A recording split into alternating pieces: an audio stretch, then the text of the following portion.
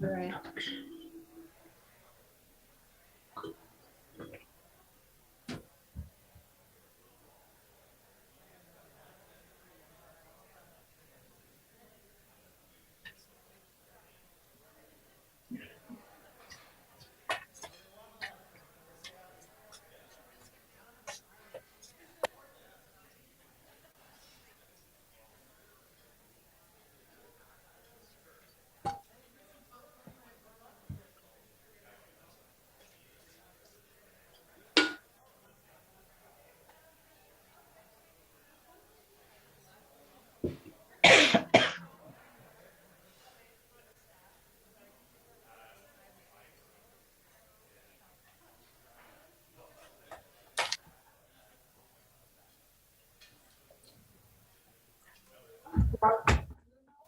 I know, I've seen you walking back and forth about 5 times. Food. You know. That's on there.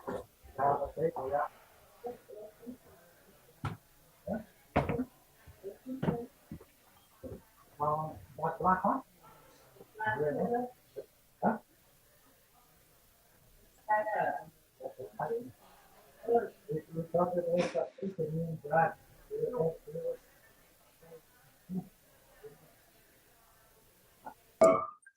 We all actually. Yes, stop video. Nobody wants to see that.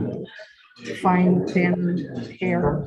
Printer, and that was sent to us, we didn't need Not that. that one, I don't want to be,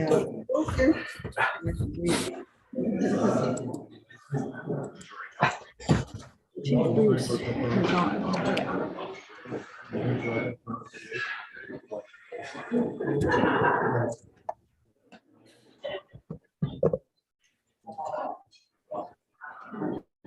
You want to put that in between us and I can update it, or do you want me to? Oh, yes, do that. You're right-handed and I'm left-handed, so that works. It That does.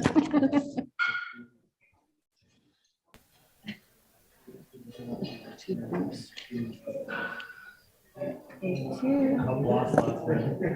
It's interesting you use your mouse with your right hand, and so do I. I guess so I can go like this. I don't know. When you're left-handed, you learn to adapt.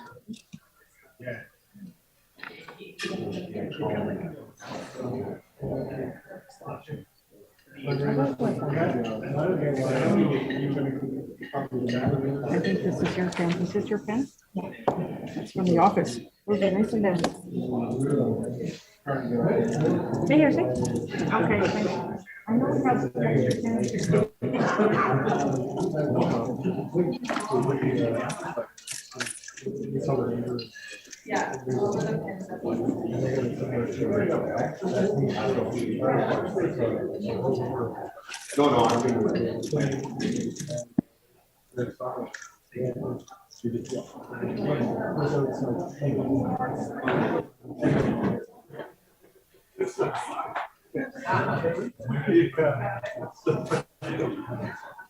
So that explains what we totally.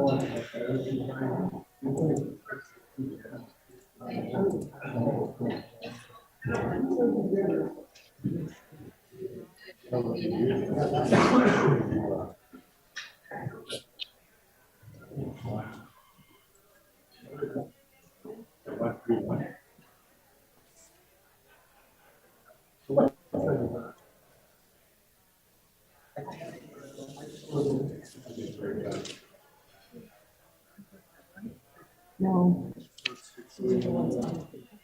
She did these ones on the table already. Okay. Do you want to? I thought she did a double. I thought she does it. Yeah, that's, I thought she did too. But probably more will come in since she was over there. Okay. Okay. I'm only doing the video ones and I only see Chief Bruce right now. Good morning.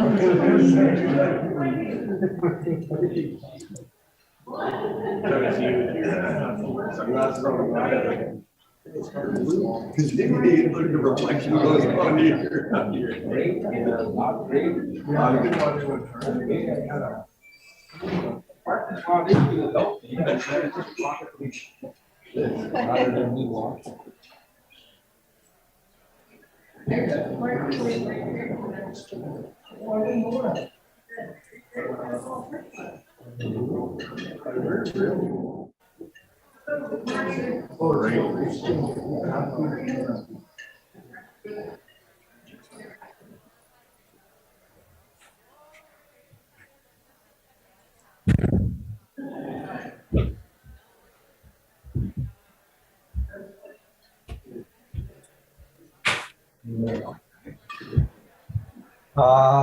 In 15 minutes it'll start. You're having a late start. It's 9:15 over there, you know that, right?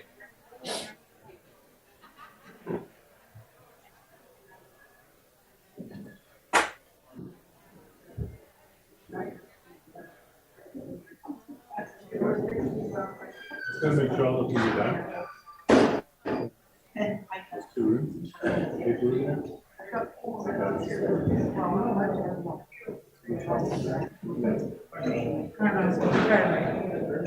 They tried, but I'm like, I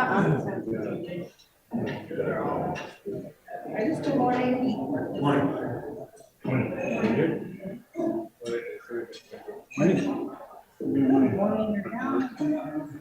Yeah. Where do you do that? Over here. Oh, just on the paper, right? Yeah. I don't know. No, that's her, and it's the reception. She's nice, and she's understanding. But, I have two jobs,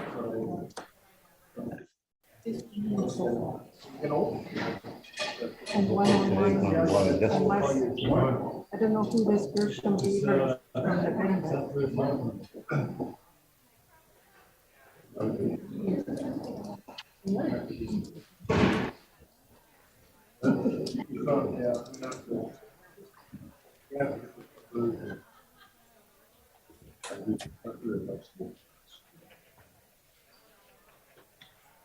Oh, maybe it's the same person. Strong families and healthy communities. The Chiefs created Tikanagan to support and strengthen our children, our families, and our communities. The future of our communities is our children. Help foster connection in your community by becoming a foster parent or a living foster parent with Tikanagan. Learn more at tikanagan.org or call 1-800-465-3624. Tikanagan is the Guatemala, and Bogutan when woman Koyak and Makini Chan Nanak, meaning that you must go to a good bench given none, meaning a good school none. To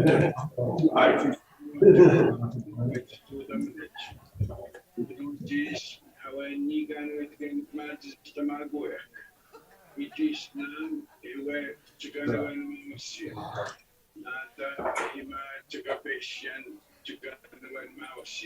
You get to Kanangan.org and the canoes, basic, fossil, Wavi vegan, even with also Niana, the sin with also ancient Neva.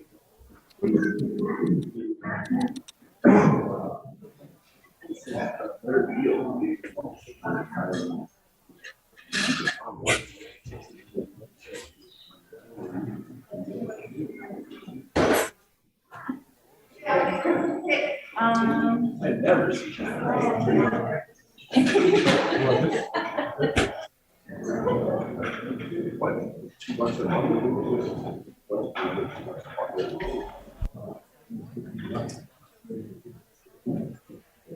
I did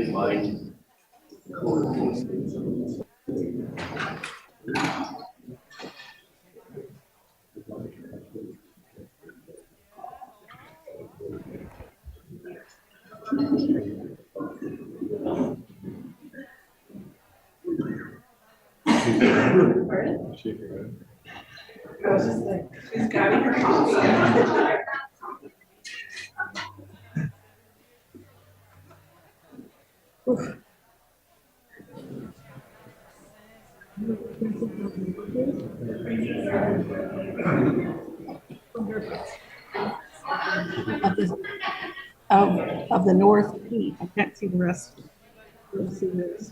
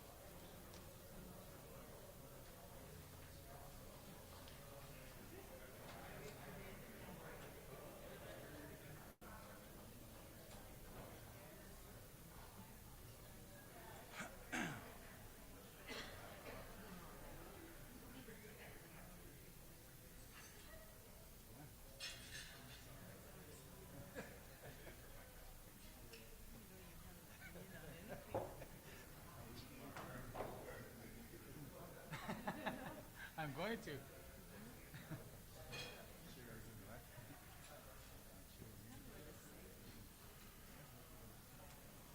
How are you doing, Grand Chief? So, how you doing? Good. Yeah. Yeah. How's your workshop? Oh, perfect. Chase me around the block. Yeah, so some of these things I really wanna follow up with the chiefs on, eh? Yeah. That jurisdiction stuff. Yeah, that's right. Yeah. Let's take a look at that. And before you leave, let's set a date for.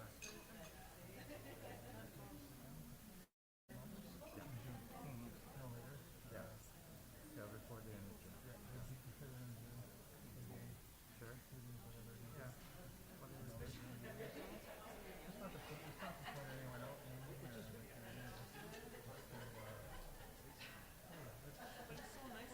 Get back together. Yeah. Sure. 2.5 years, look at ourselves. Like 2 more years to go away. Learn from some of the things we have to endure. So that's what I was telling Bobby. I said, you know what? Nobody expects the executive to come in and jump right from the gate. Eh? There'll be a few hurdles to go through. Yeah. But other than that, I think it's going to be good. So let's just make sure we set a date then. Yeah. Okay. Okay.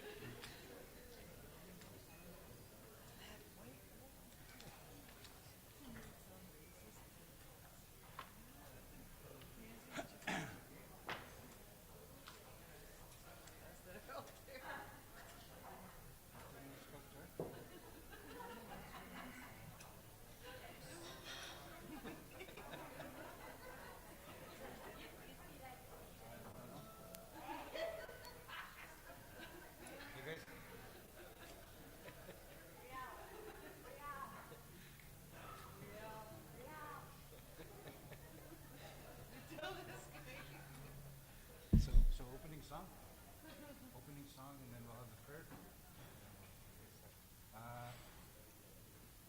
One more minute. No, how much? No. We'll just write the opening song. 1 minute.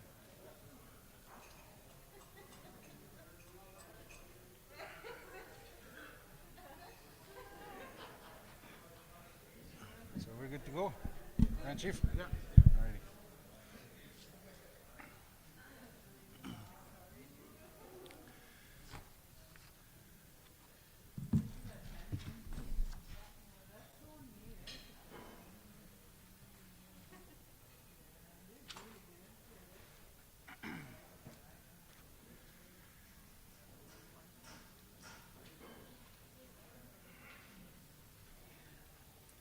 I was waiting for 9:30, but I think it's close enough. Miigwech, good morning, chiefs and delegates. So it's now 9:30. We have a number of chiefs joining from the central time zone on the virtual forum. So we'd like to call the meeting to order. Welcome back, chiefs. Hopefully you had a good rest last night. I know today is going to be a busy day, and yesterday was actually a really good session. First day back after over 2 years of COVID, and a lot of good discussion face to face. So good to have you back this morning. We've got a full room here, it looks like, and we've got delegates joining on the virtual session. So with that, we'd like to open. I'm going to ask the drum to open today's session with a song, and then I'm going to ask Elder Ananias Spence to come up and do the opening prayer. So, Baziguyuk, if you can stand, we'll have the opening song.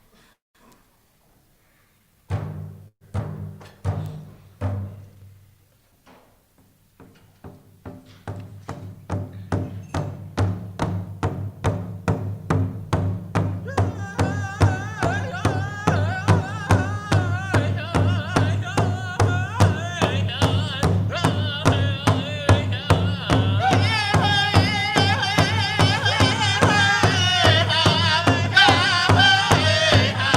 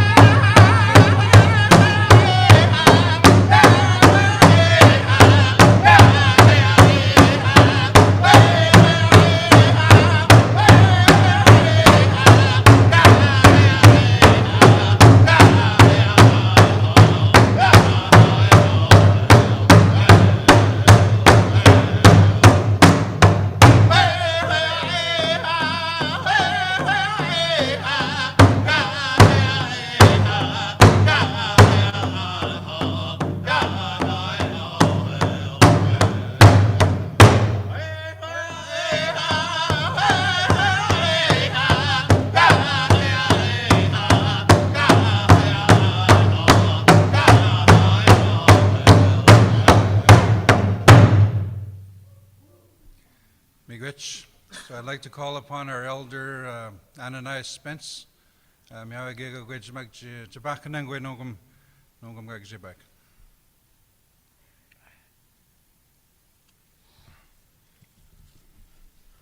Good morning. Nga back now we have new kids second with Gian. Ego iskatini kondon tipe totan hoiga bihan. Bisisigo gegan da I hinga meeting guys tickets sigwena ga dogi mama gega abui jogo. Yogwena ga itamago. Ego das sinigo go guys Gian. Ego Maya no maneke has ik got 10 years over as and daar my tundabe. Ja hier kijk je een GP aan maar ik ken de investeerder misschien ken. Ik word je beginnen maar het my wife. Kijk je taal is kijk je had. Ik go goed je goed 10 years kijk dat ik GP stay here. Ik had das wie een ik kan nu maar het stuk maar ik ken ook kijk je aan maar. Ik weet dat ik niet aan het denken was. Ik was meer niet naast niet go. Maar bezig is bezig. Ja dat takje hebben. Ik was dat weet ik ga maar steken heen. Misschien kijken maar gewoon. Ik ga jagen arbeidstikken. Noora heb ik me in de straat.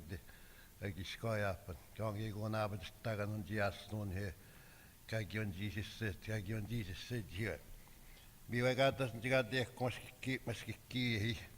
Misschien maar gewoon. Kijk je gewoon je misschien niet gaat dingen en je gewoon geen arbeidstikken gewoon. Goeie. Akkozuining wat je gaat zeggen nu. Ik had dus meer na het jongen. Ik had dus non de ga je te west dat sogar hoe je in gaan te zakken aan hier. Get te kom. Meer schijn is bezig misschien ook. Want dan ga ik het niet. We're there because that's the word. Ik ga die aan hier. Ja, ik had dus meer en ik hoor denk ik dat er kijk dan hoor. Ik wou ben ik eens gegaan ik door. Woon ik in gaan en dat man. Ik had dus nu aan de nu dan gegaan. Dus zo dat dagen on nu dan gegaan gaat dus niet gaat tegen nu. Kijk ik dat niet gaat tegen. Niet wordt skinny nu dan. Dan nu dan gegaan ga ik pikken dan en wil dan. Aan in het niet gaan geen is zeker het de. Kam ik krijg wintermaat na zo niet heen te go. Zeg goed. Als je niet is zeggen. Ik gewoon dan ik had de weg. Ik had de bestemming go. Als ik in de maar gewoon hoor, yesterday, ik kijk dat uit de basic. Zo is het. Toen je de maat stemmen. Als ik kijk de bestemming gewoon. We gaan gewoon aan ik dat dan nog eens maar ik gewoon de bestemming. Dit is ik keinant. Ik had dat de weg dus. Ik had dat zo ga ik gewoon. Als ik ga ze gewoon te was we gewoon te beat doing. Kijk in hier niet meer tot daar gewoon niet gaan houden. Ik tot daar met de sfeer. En ik ga ze kent dan gewoon tot dan gewoon hier. Nou dan gewoon dan ga je zeggen. Nou dan maar je hoort niet gewoon hier. De dood je gaat even go. Ga je tot dan ga je tot dan zeg maar ik word tot dan nou. Dan daar dan geen man ga je zo te maken gezien met door. Die mine gewoon gezien met door. Ik ken er gewoon. Aan die keer und da die Design hier. Ik had dus ja, als het snel dan niet te maken. Als het dan niet de wordt dan. Ik ga nog een pikken dat. Wees ik het van niet kunnen. Wees ik het je chamen naar niet kunnen. Je moet soms snappen niet een pikken dat. Als het dan niet de wordt dan. Wie zo kijk je van je in te gaan tegen. Die krijgt met naam van. Aan in naar pikken dan. Aan schiet door die gaat. De wordt sorry. Je moet je biomen. Hoe je maar niet kan je bieden daar. Kan dat dat je niet naar stond. Als ik zit zo'n ja. Ik ga je te zitten aan die gaat een aantal maar niet met de zo'n ja. antas kenisistä niikaan. Niikaan, että tiedätkö, kentämän kiekona niin tuottaman hokittaa kiipmää juinaan nokkaan näin. Ja on siinä näin. Kaan hokittaa kiisessä minä vaan huokaisessa kiispen. Ja se kiippi kentämän kun näin on kimiini kuinaan, kimeni tuumiini kuinaan. Toinen tanksi kun pankin jo niin kuin kiinikakko kentämän kaikissa nuontamaan. Täällä on näin on niin hikekissa maatsi kaattiin kiekon. Noin on kiekon. Minkä kitaki minusta semen kanho kitaki se simkiekon ka jaanko ka non tessen kiekon he. Saa kotko ekkiekon tiedätkö nyt tuot jaatek. On noin eka kiekon mä tuntemat sekin mä sonjakkaan mä pemäätisen. Ja sekin kiintomaakon minä on noin ka kiintomaakon näin on. Missä näin on nannessa totta näin on kiinnikä kaikki näin onkin. Mikä tekee tuo. Eikö tässä missäkin on nakkumaan, eikö niinku kaikki kun niinku vedotaan kiinni, voi niinku kaapia. Eikö ke noin on ke antauhuonan, tikikka kaikkeen tekattiin antauhuonan, kaikki miini kuin maski, mä nyt tuo kaikki miini kuin maskikkiin, kaikki ne kun ne maskikki onkin kaupan tämänkin oma kaajakin, asekin tää kikka kun mä mainitsin, että kaikkeen tämäkin on se, teko ne kentää huokien, missä jossa ajamakan he, teko ne kentää huokaan jonkin van he, ja vielä siis sikokeotaan, oppe myytonkin en maski kiinni. Missä noin on tämän tevä, kituut taapniaatesta on tänään tämän, äänen tehtävä ja kihin on tässä koska tunoo. Missä on sekaan niissä sekoakko senkin näissä kaapminaa, vieläkään kaikkein tikaattiin he. Kyllä kenties sovu. Noin on kyllä siihen touhaakaan jonkin näin. Veskat mihin kaikki piisessä saat potanaan. Noin on kun kaikki pian touhaakiaat. Hiukettiin on kaapat tuot noin on. Kaikki papaamiaat. Kaikki papamaata saat. Mihin on pian touhaakiaat noin on. Ehkä näkee kun niimaskin jonkin noin on. Mitti kuunnia tässä ei näokin keikuuna niinku. Minä tässä kiinni kappien tuottamaan. Voi niinku kaikki näin on kippi tuotaan noin on kiekunan kippi jaan kiinni he ääntivuukiin kiisi jannokki kiitos se hoi matto eikä vinkeeket sinne taas matto eikä hoit vinkeeket sinne taas matto eikä hoit jumaataskin tuon syyntämaakuun juekin teinant ja harkaa matto havaneet hoit kainet taakki teinant Kanun taakki teinaan hoi. Mie hoi teihin, ukis ne kanavista, katti kyönäkin. Hukaisessa sekin teinaan. Mie kaava pakittyä. Hoi toski syömän tuo, kiko koitsemaanan, tiki puitsi, kun hikäisi vaikka sentämän hiuhe ne kamoinen. Näin on keikki viitsi, kuinkin näin on. Missä ei, sinne taavan hiuhe, sinne Eko kehoikin sinne taas Peter. Jos voi kaikki piinaat, ne on peisikangi kun piituus sinua. Voi ne kaikki piinaat, ne on cedar. Kaikki piinaat, ne on spämen kaikki ontna. Eko voi nettam kaikki nyt taakko grass. Nettam kaikki nyt taakko kanni voisi jomuka. Eko ke mian näin on kottakekon ja kottakai nikkaatteke kottaken liips kaajakin noin on, kaikki kaajakin noin on liips noin on. Ja noin on, nyt sen kun maat kiinni niin mä katson, tam kaajaamaka kohe kehoi. Missä kantikin sinne taakki, kehoi kantikin sinne taakki, että teikän, täpsi koti kun nätsot kaisaan, veisi kun niinku mies teikä hoi mä teikän hoitu. Mies kesi nakkumaan hoi. Vitsinaan on teventsien missään tuota monaanin. Naaspitkin söntsikön saakien, että kaikki kiitsjönnötti. Missään tatuskenana, emää jiipanikin, että jää dispanikin. Kiin ei vitsi jääkki tiki maametsästä mahkipani kiisni kaasun. Että kun mahtitti tiki äänkaa kiepmäätä sen. Amen. Amen. Thank you. Liket.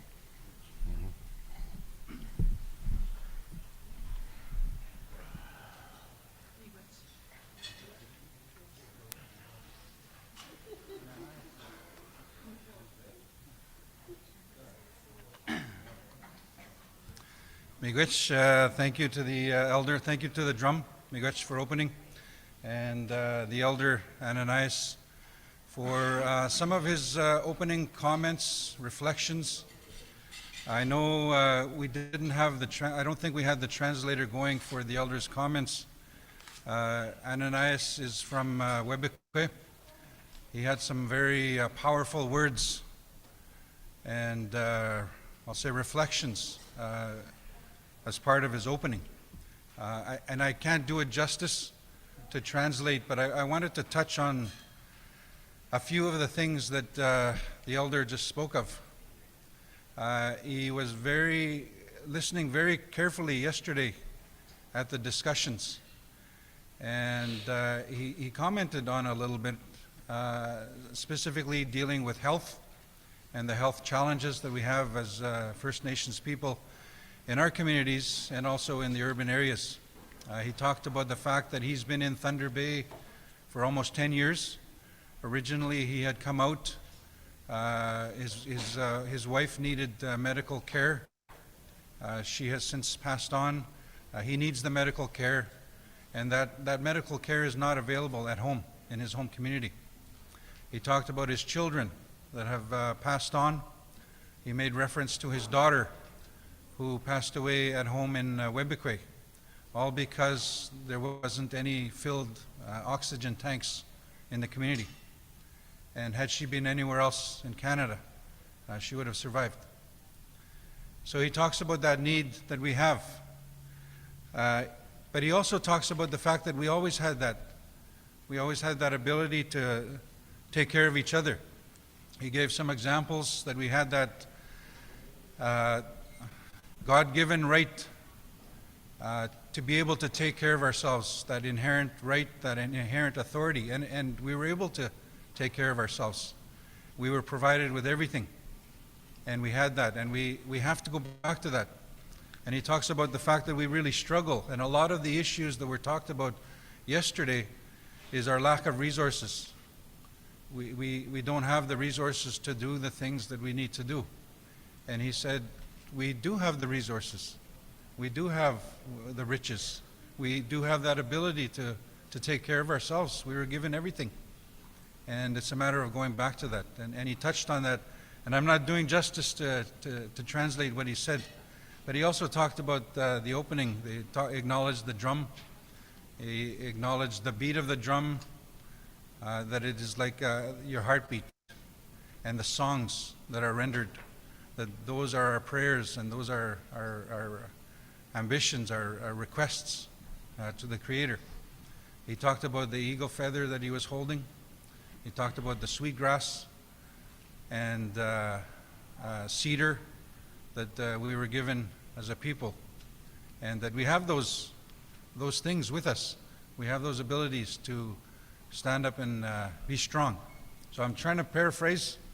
Pangi gagawin with namon Ananias kanshin idog mizwent kitsin. Mawajuga extinto na you guys doesn't know. So miigwech. Thank you to the elder for those comments. So it's we got a few minutes for the next agenda item, but just a quick recap of yesterday. Again, I won't go everything from yesterday. It was a very good discussion. I really commend Chiefs. A lot of good comments, questions on the agenda items that we had. So again, just a quick recap from yesterday. We did begin in a good way. Again, we haven't had an in-person meeting in a long time, so it was good to have the drum and then the elder Barney Batiste open the session.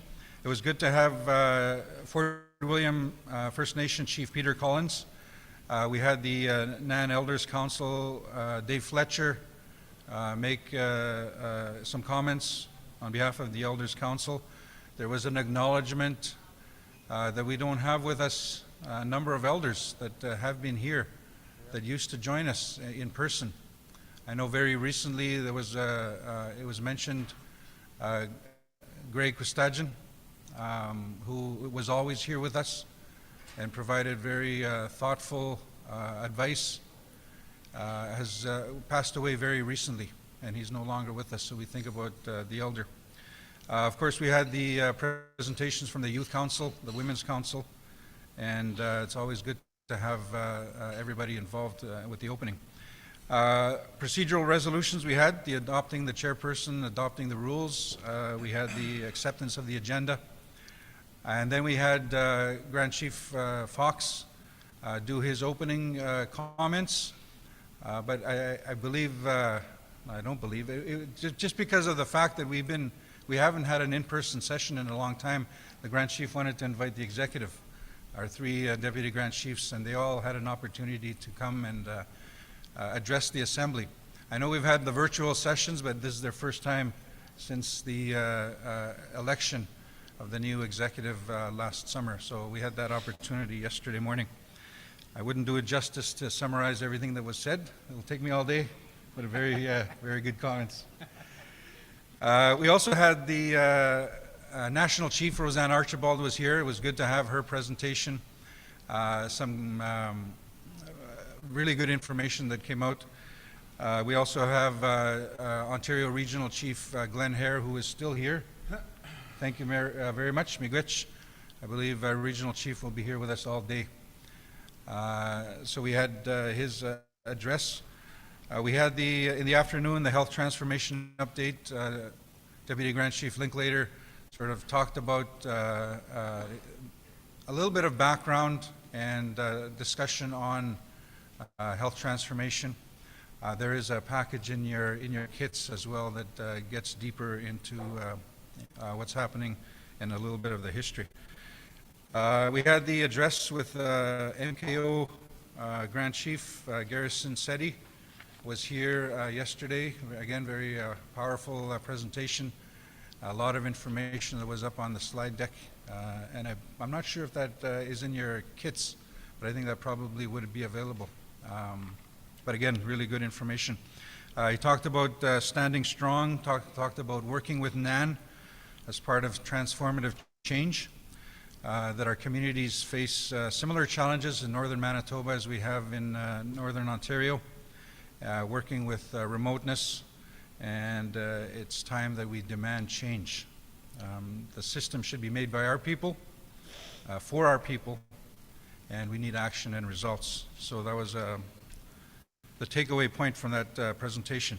We also had a presentation with Dr. Isaac Bogosh.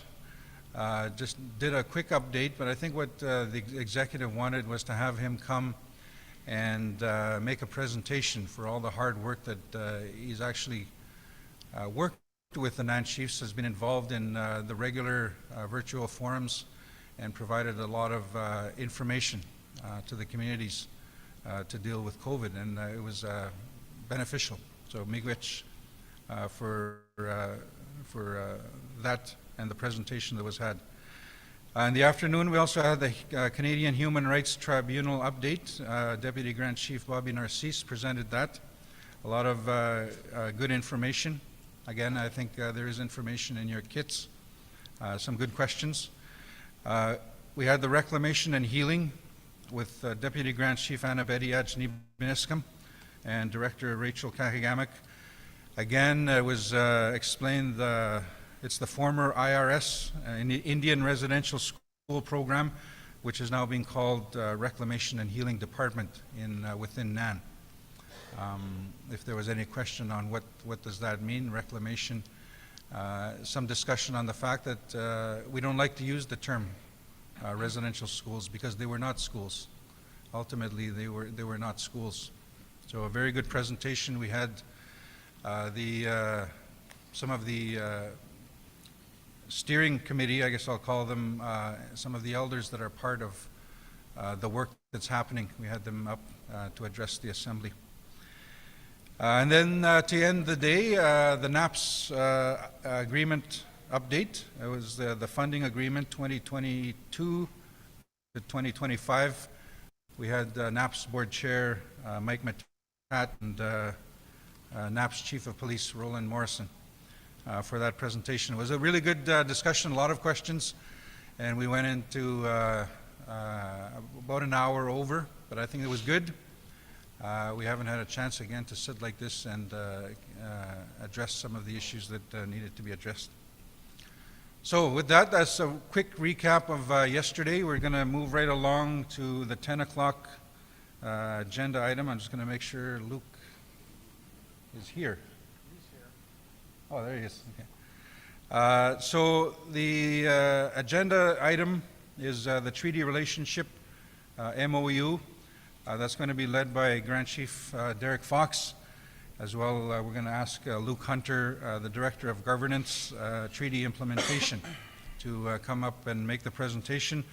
And then once the presentation is done, we'll open up the floor if you have questions, Chiefs. As well on virtual, just a reminder, if you'd like to, I'm looking down at our screen, but I can't always see the details, but if you're joining virtually, hit the raise hand button, we'll have you unmuted, and then if you have any questions or comments. So. With that, some housekeeping matters. Okay, so we've got a slight change to the agenda. I'm told Minister Haidu will not be able to attend at 3:30, but will be here at 4:15. So we're going to juggle this afternoon's schedule. Minister Haidu will be here at 4:15. So we might do a switch this afternoon. Any more housekeeping matters?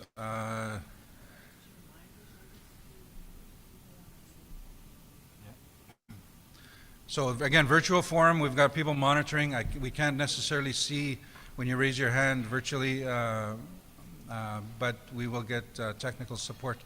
A reminder again, COVID protocols. Everybody's encouraged, or everybody's asked to take a home test, the rapid antigen test in the morning. If you can do that in the morning before you come, we're not going to stand at the door and enforce it, but it's based on the honor system. So if you could please do that. We're still in COVID times. Now don't everybody rush to go do your test, but if you could please do your test, me good. And sign in at the registration booth. So with that, Grand Chief.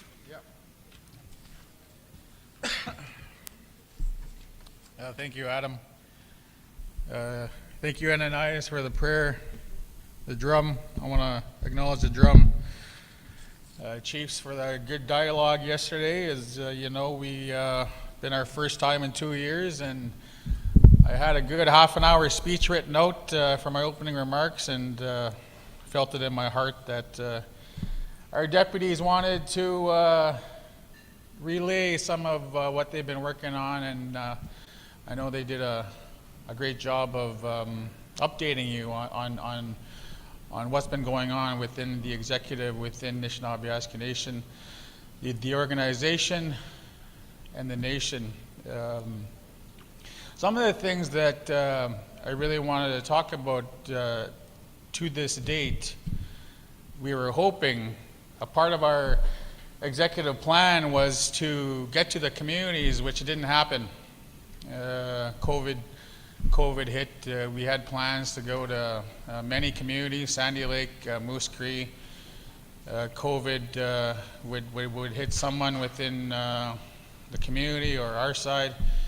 So it is our hope that within the next 90 to 100 days from now until Kiwewen, we can get to the communities and have a better vision and a better plan by engaging with the membership of NAN, the people of NAN, and that is our hope.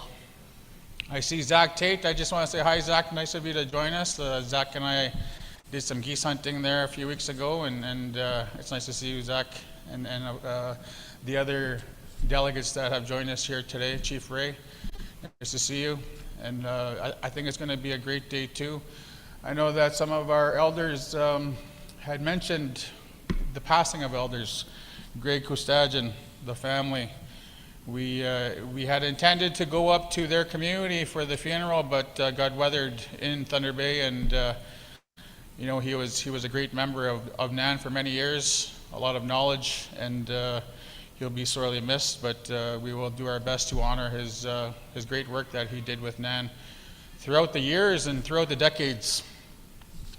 And So we're here to talk about Luke's presentation on treaty relationships, the MOU. So the purpose of the presentation and the background is on the treaty discussions and how the government came to the approval and to share the potential list of topics we can bring to the table.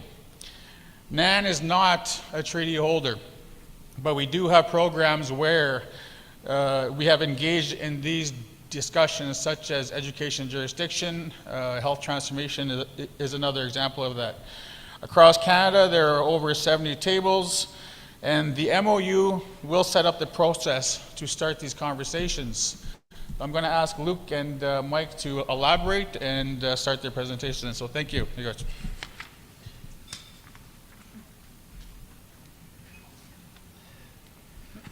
Thank you, Grand Chief. There is a PowerPoint.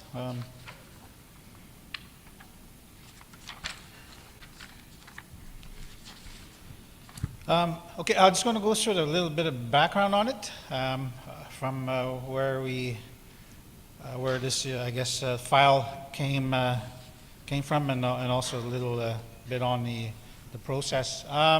Basically, I guess the issue of treaty, as we all know, Treaty 9 is very unique. We have Ontario participated in the making of the treaty, and also what's unique about later treaties, a number of treaties, is that particularly Treaty 9, there was never any implementation. If you look at other treaties, prior treaties, they created the Office of the Treaty Commissioner, but that did not happen in Treaty 9.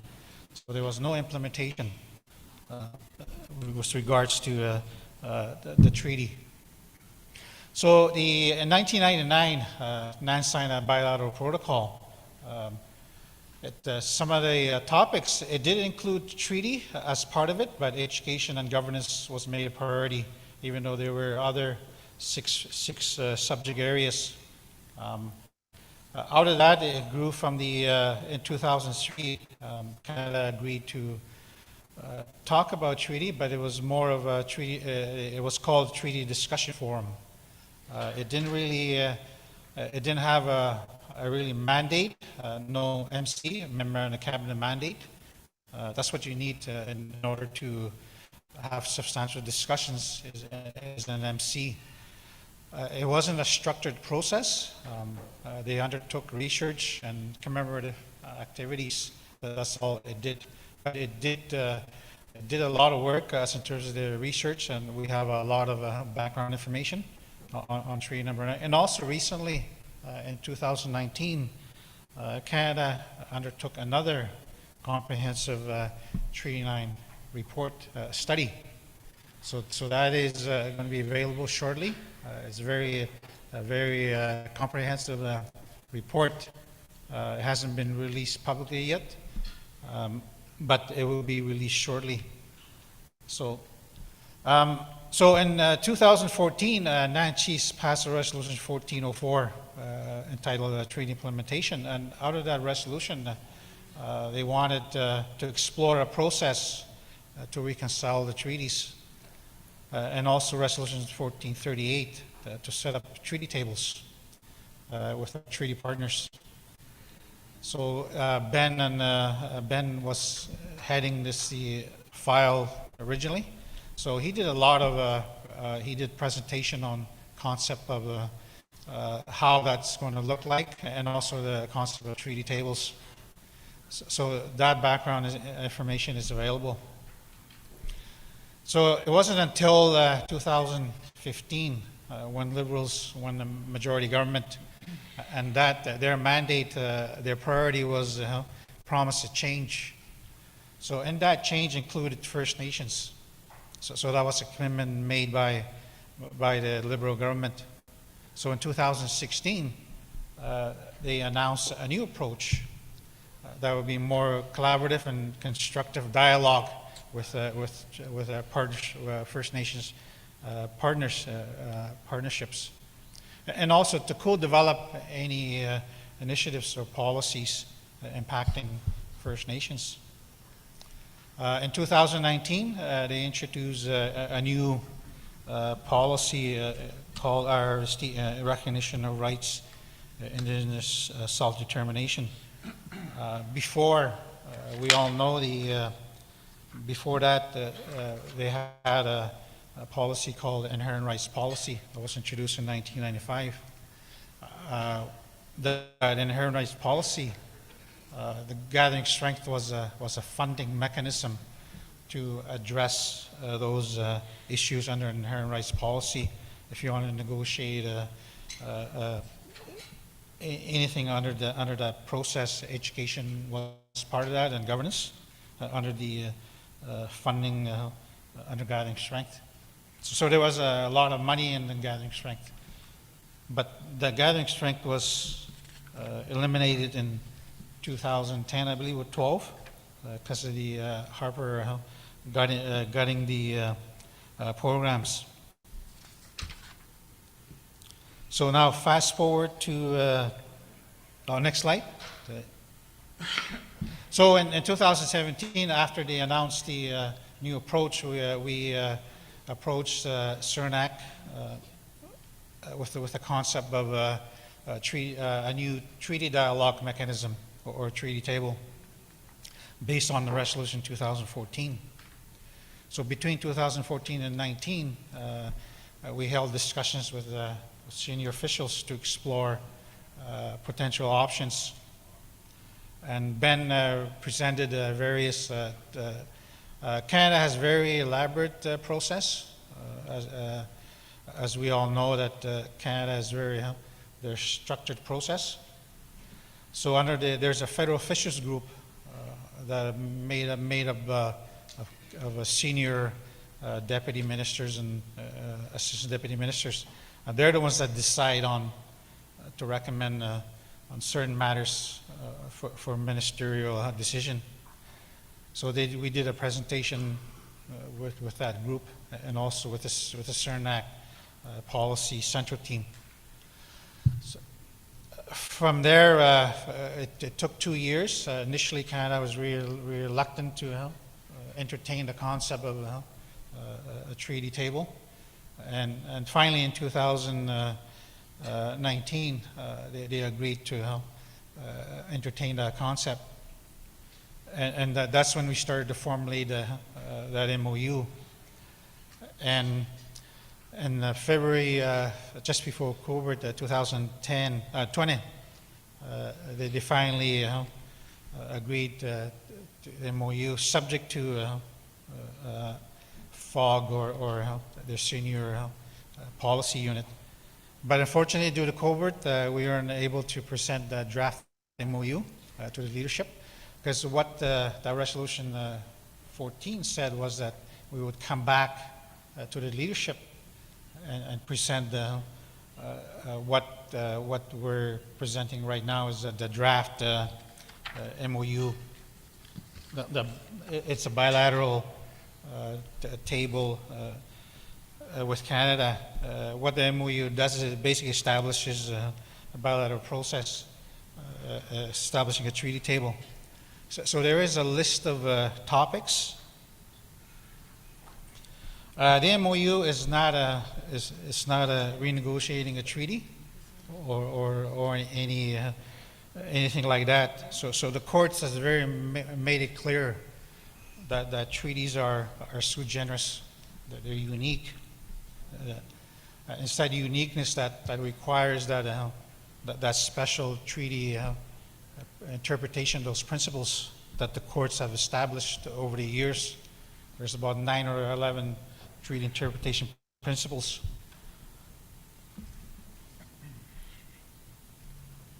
So there is a list on a package. So this list is not exhaustive. So I'm not going to go through the list, but a lot of this stuff has been discussed over the years, and I know the other list that I saw included water, included other topics.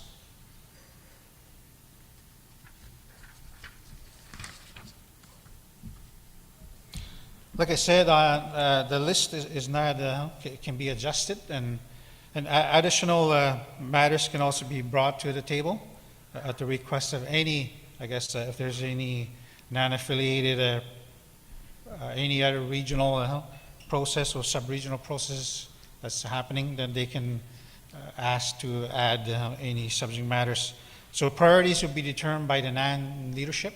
It won't be the people that's going to be creating the table, either through assembly resolution or any other form of appropriate means. Term sheets is key to moving the yardstick as in terms of the files within the process. That's going to dictate the mandate of on the subject matter. I'll explain a little bit of a diagram on that as I go through the presentation. Each party will obtain a formal negotiation mandate from the respective principals. In this case, it would be the NAN chiefs. So we won't be going there with a list and say this is what we're going to negotiate. It will be up to the leadership. The table authority is limited to recommending proposals, meaning the treaty table is going to be either Canada or NAN. It's going to be limited. It will be final decision will be the authority will be to the NAN leadership. Any agreement that's being developed is going to be non-binding unless to a certain stage where agreement needs to be executed, be authorized by a certain representative. Generally, it will be the communities that will decide they're the rights holders. Next slide. So this is the RST stages. That policy is available. The RST stages or the policy.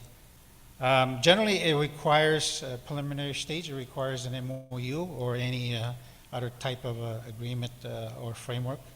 But in this particular case, generally it's mostly MOUs across Canada. Majority of the 700 or 100 tables across Canada, it's usually an MOU. Is the initial stage. So this is where we are now. Is that we're at the MOU proposing to set up that mechanism. So MOU is just basically a stage to kickstart the process, stages of the, I guess to get a final agreement stage. So that depends on a topic. It may not get to the final stage, depending on what the leadership wants as in terms of those topic areas. Next slide. So I guess that's in terms of the next steps. Non-leaderships, I guess, it'd be today or sooner. But we need to, I guess, to say, is this the MOU as currently is drafted? Is that good enough to proceed to approve the MOU? So the Grand Chief and the Minister, Cernak Minister, will sign the MOU. Non-leadership will control the process and will not, and they will decide on the topics. The treaty table will be guided by a NAN Chiefs Committee on treaty. We will be seeking names to fill the committee. And also we're going to be hiring a lead, preferably someone from the treaty communities, meaning Treaty 5 and Treaty 9. Next slide. This is the resolution on treaty implementation. This is the one that our mandate that we're following. I'm just going to read the quotation. This was a quote from a young lady when I did my presentation. Just before COVID, a young lady had responded to my presentation, and this is what she said. Our ancestors agreed to sign the treaties on the basis that they can continue to utilize or make use of their territory and to share our lands based on consent. And what she said was, this is not what's happening. She saw that the treaty is not being honored because the courts always talk about honor of the crown. So treaty implementation is about honor of the crown. So what she was explaining was that her grandparents were charged with building a cabin, and that they had to go to court to prove that they do not need that consent or that authority from MNR to build that cabin. So as we all know, they won that case, and that's what she was talking about. So there was consent that any development that's going to happen in our territory, we need our consent, but that's not what's happening. So treaty, we need to turn that around. So that's basically what this young lady was talking about. So if there's any questions, and also if there's any legal questions, or Mike is here to explain that.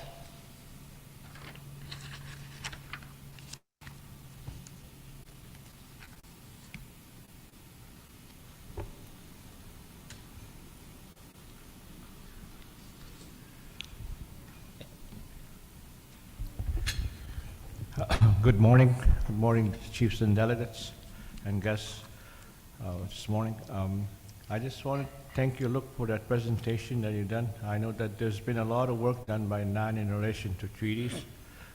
This is what our organization is based on, is Treaty Number 9 and Treaty Number 5, and the continued protection and advocacy of those rights to the federal, provincial, municipal, and the public governments. So this is a very important work because it outlines the relationship we have with the government, Canada, and also to the province. As you're aware, I didn't see touch on the aspect of provincial involvement in our treaty.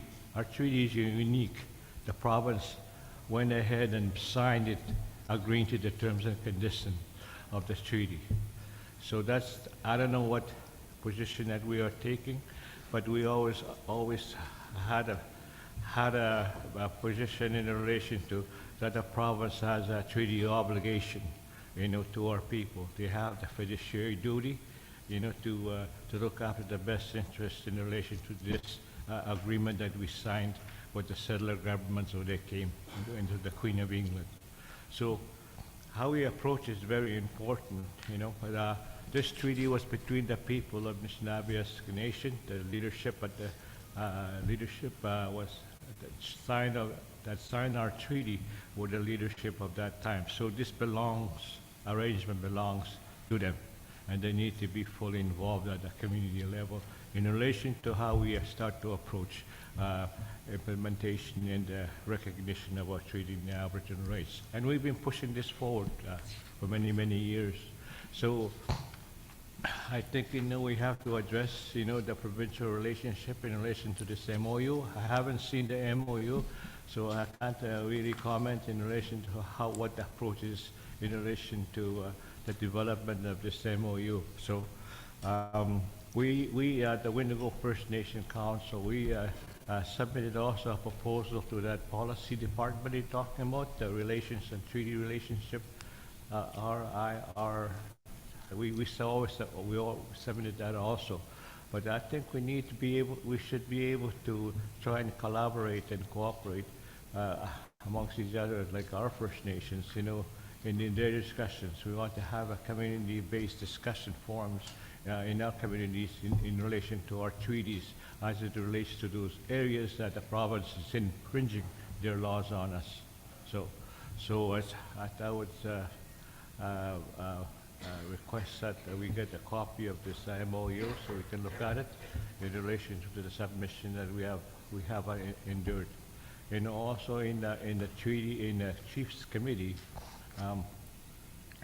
we understand we need to have an oversight that requires these kinds of discussions at the NAN level, and I think we need to look at what is the end product of these discussions that's going to be undertaken. So, as I said, this is a very important discussions that we're going to embark again with the federal and possibly the provincial government on this issue. So I just wanted to raise those issues and concerns. Thank you. Yeah, thanks for those comments. Yeah, I agree. Yeah, thanks. Is there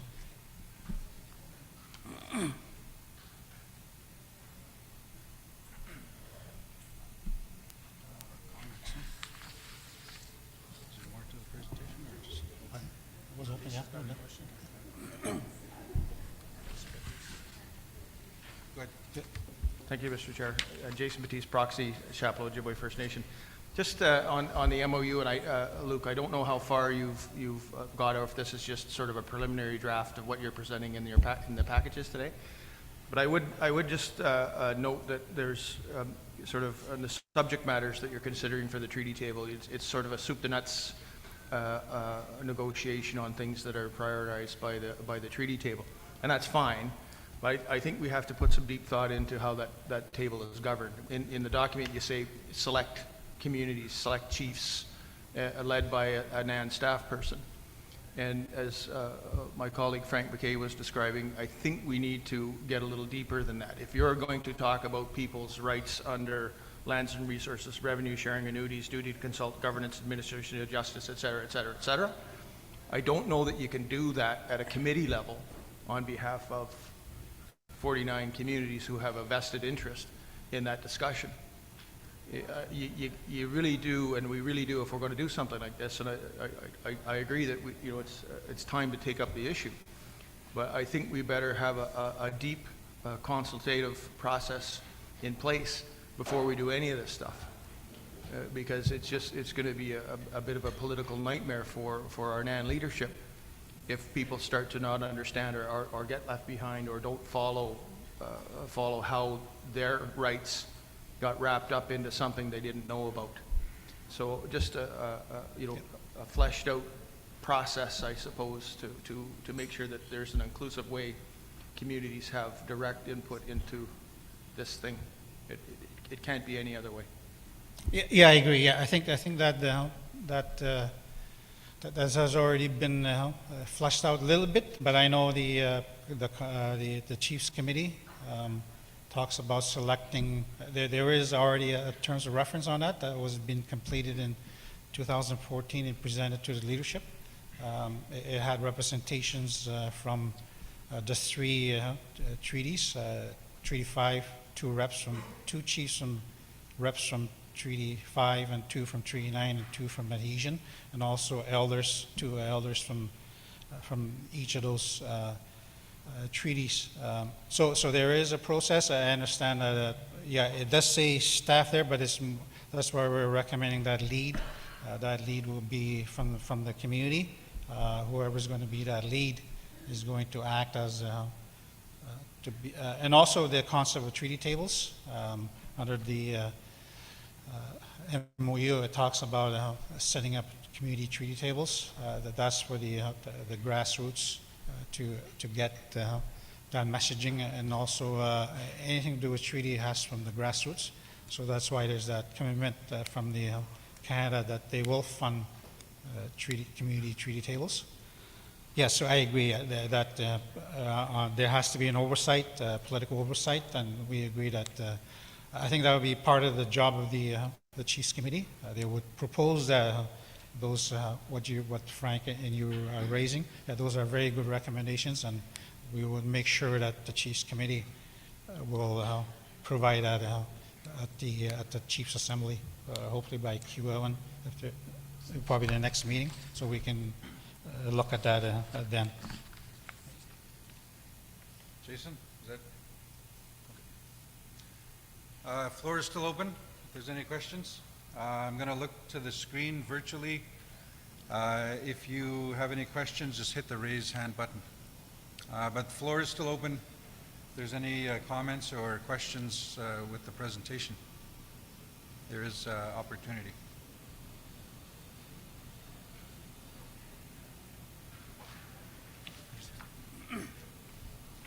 Chief Wesley. I just need some clarification as to why Ontario is not part of this. They are part of the Treaty Number 9, are they not? Who's that? Ontario, Well, this, yeah, you're correct. NAN signed a separate an MOU in 2018. We already have that signed, but the conservative government doesn't want to set up a process right now. So the government is not recognizing that the MOU that was signed in 2000. There is a bilateral MOU already with Ontario that the NAN chiefs signed in 2018. So we have it already, but it's just the government is not, Ontario government is not, doesn't want to set up that process.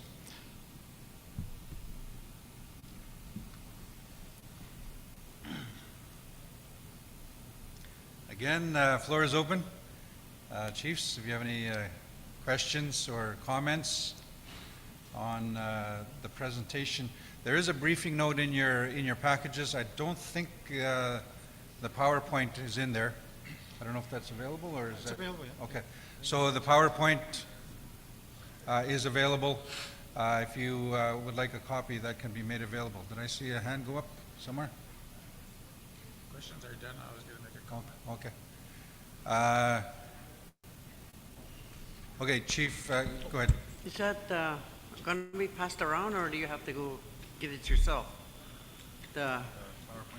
We can print it, we can make it available shortly. Okay, yeah.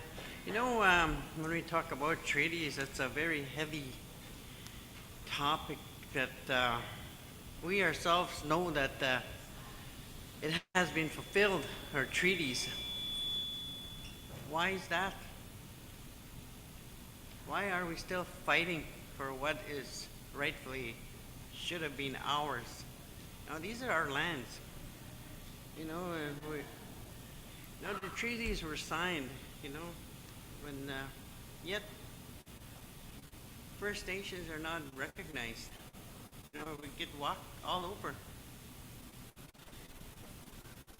You know, look at all these things that are coming up, like Ring of Fire and all that. You know, where are we? Where do we stand? There's Treaty 9. You know, how can we base something on use our Treaty 9 if we want to fight what that is ours in the beginning, to begin with?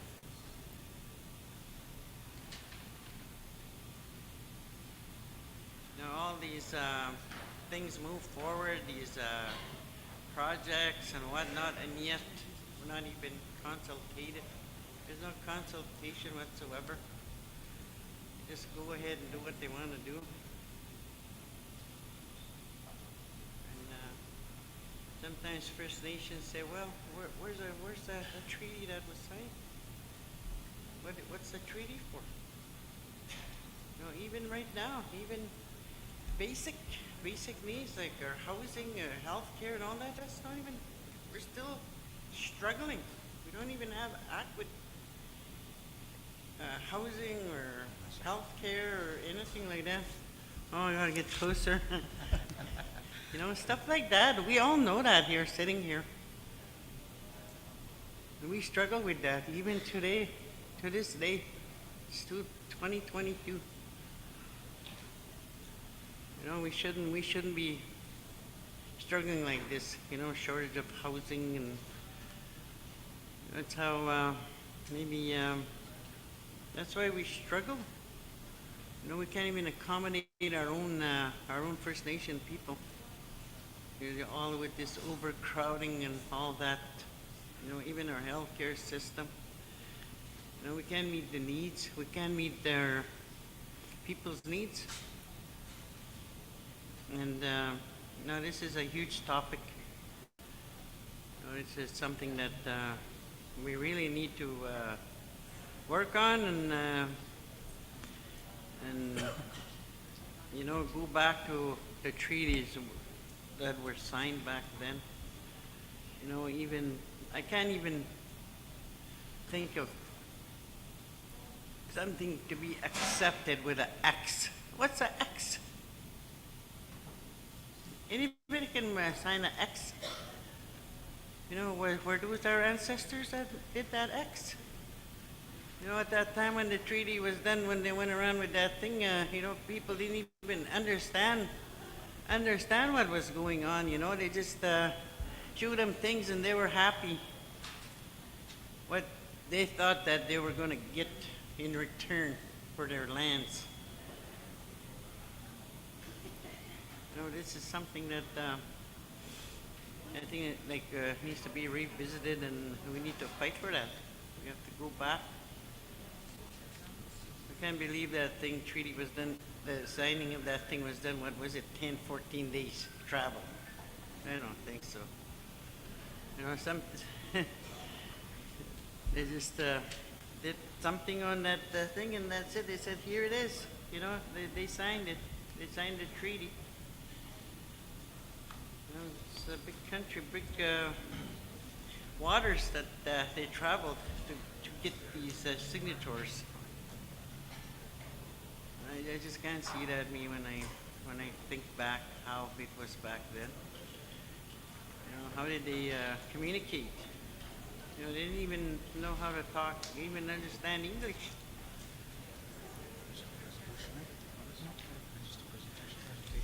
Yeah, so, you know, like us too, like NAN. Sometimes we get frustrated with NAN. What's NAN there for? You know, I thought they're supposed to advocate for us, even Chiefs of Ontario. You know, as the ladder goes up, there's NAN, regional, and national, you know, like the steps of, you know, I hear people get frustrated with NAN. We just say, what's NAN there for anyway? You know, how come, what are they there for? How come they're not helping us with our struggles or whatnot? You know, we're going to see lots coming yet, you know, especially with this extraction. This Ring of Fire, it's a big thing. Oh, that's a battle right there that we need to battle. Yeah, I just wanted to say that.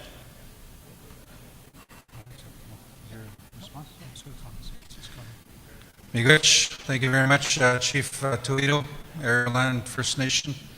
The floor is still open. Just a reminder, we just got a note from the note takers. Sometimes they can't hear everything, but we do record everything that is being said.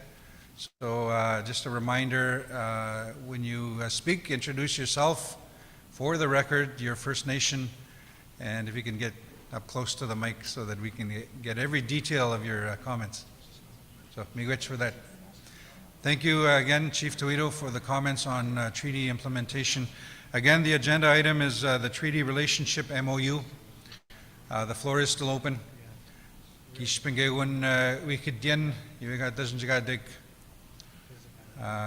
If we have people, we do have people on the virtual session, so we are monitoring if you have any questions.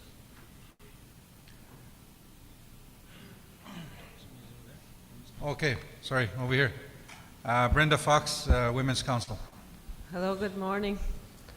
I told the ladies that I wasn't going to be quiet. Once you put a microphone, I keep talking. Just kidding. Anyways, good morning, everybody. I guess one of the things that I want to mention when we talk about the treaty and the MOUs and the direction that us First Nations are going to take, you know, the leaders before us left a legacy, and I always like to believe history, you know, because as First Nations people, we were born into struggle, you know. I was born into struggle that these laws that were imposed on me that weren't there before I was born. You know, these things there were settlers that came and they started to say, this is what we're going to do, this is, you know, I wasn't even born then. And you know, we continue to have children that are being born into this system. I think, you know, when I was listening to Dorothy, Chief Toledo, I do agree it's time for, you know, to take a stand to say, you know what, things do have to change for the next generation. You know, just the other day I had my son buy me supper. That's the next generation. He was born into the system of the treaty. The Tikanagan system, the NAP system. I think somewhere down the line, I want to leave a legacy for my children to say, you know what, I was born independent. I'm a nation. This belongs to us. And that's how that treaty should be written. This land, this Canada, this third island belongs to us. We never gave that up.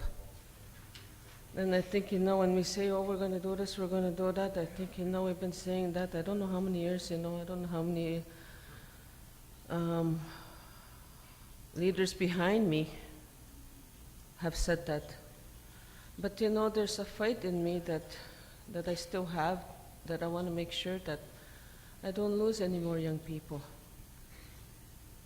We've lost so many young people during this pandemic, and it hurts. It really, really hurts. I'm tired of losing our future elders because of systems that are imposed on us all day to day. Just the other day I was listening to the Chief Wesley talk about traditional law. That was forgotten in the treaty. Our traditional law was forgotten. It should have been in there. They never asked us what the seven teachings are. Just something that I like to see. Maybe by the time, well, I don't want to say how old I am, but anyways, before I'm a grandmother already, but before we get to that great grandmother stage, I'd like to see that. I want to see something to say, you know what?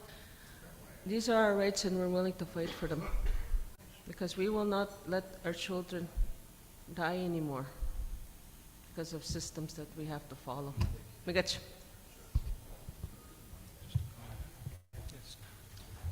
Miigwech, thank you very much. Brenda with the Women's Council. Again, the floor is open.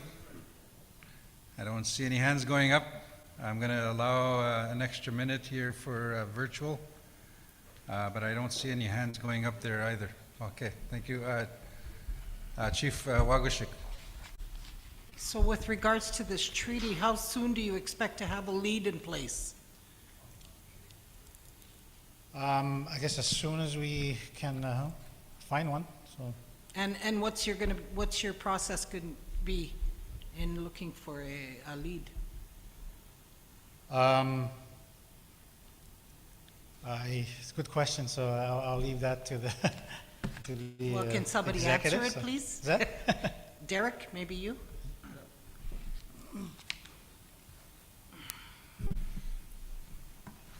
Well, maybe we can solve that process here today, finding a lead.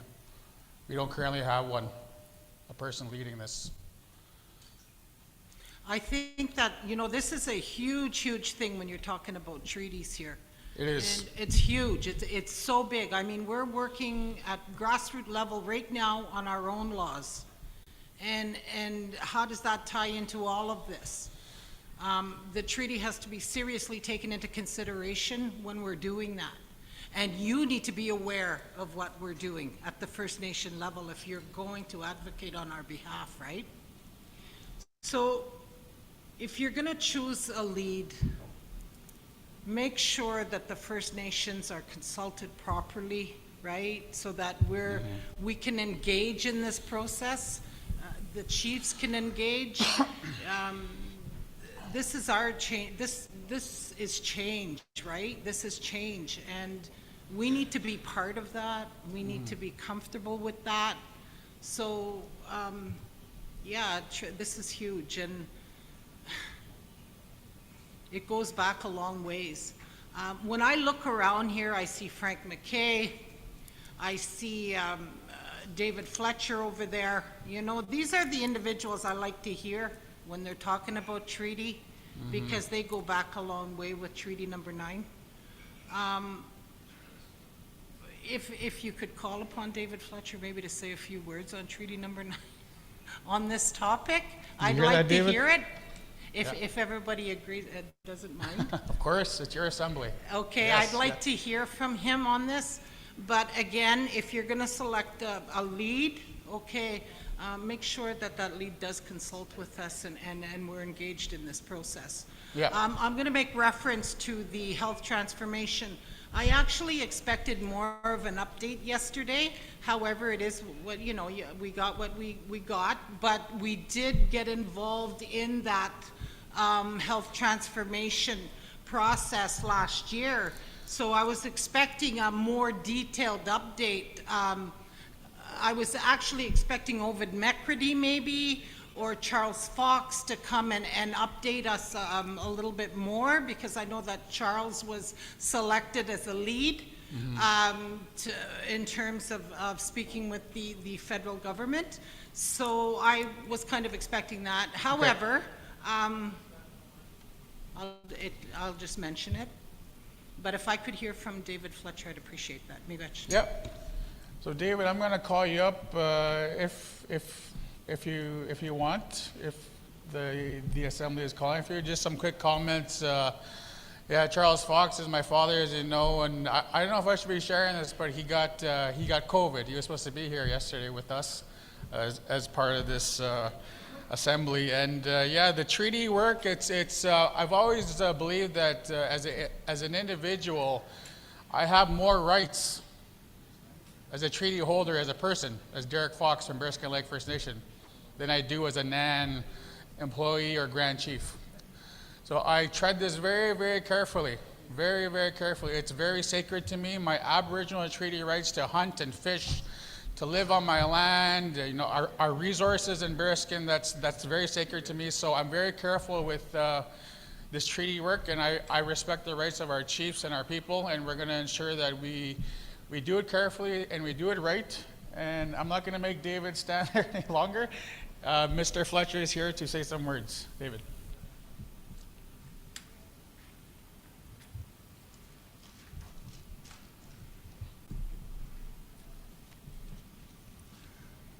Thank you, Chief, for asking me to come up and make a few comments. I am not a treaty guru by any chance, but I have been involved in various treaty processes during my 53 years in working with First Nation communities and so on and so forth. I started being involved working with chiefs back in 1972 was Andy Rickard when this organization first started. So I've been at it now for 53 years. More than likely we'll be looking towards retirement anytime soon now. But let me begin by saying that treaty is something that is sacred to many elders, and more than likely to many people, especially the ones sitting around this table. The other thing that we have to remember is it's the only thing we have. That's why we keep it sacred. If we didn't have the treaty, there are many things that we wouldn't be able to enjoy today, including what we're doing here today. Treaty is something that ensures that our people continue to have the privileges that were given to us by our Creator. If we didn't have those treaty, we wouldn't be able to carry out many of the traditional activities that we enjoy today.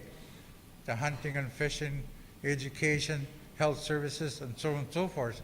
If you look around the indigenous communities around the world, there are many people that don't get to enjoy the things that we do enjoy here in Canada.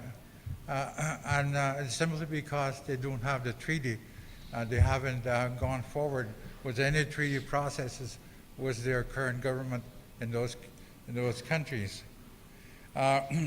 Nevertheless, I would welcome some dialogue, probably more so in the clarification processes of some item areas in the treaty to be more conformative to today's world, if you will. There are many, many things that are within our treaty, excuse me, in our treaty processes that we're not very, very clear on. And one of them, of course, is housing. Is that a treaty right? And the problem is in many of the aspects within the treaty, including health and education,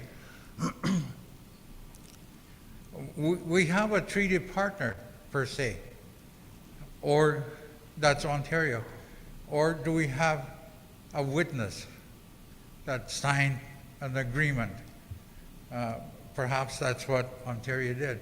And for many, many years now, I have been encouraging First Nation leaders perhaps to settle this question once and for all, to prove to Canada, and especially Ontario, that Ontario is not a treaty partner. If you can prove that, then there are many, many objects to the treaty processes that you would bring back in line to the federal government. Because for one government to hand over fiduciary responsibilities to another government, we never gave that our consent for that to happen. So it's something that was done without any consultation to our people. So that's one object that we have to be very, very careful when we sign an MOU. An MOU is strictly an understanding that we're going to discuss and open up new dialogue in reference to our treaty. And by doing so, it's like taking it to court. Whatever you agree under an MOU better be on our better half of our wishes. If we start chipping away the treaty rights that we enjoy today through an MOU, then that process is to the benefit of the governments, not to us.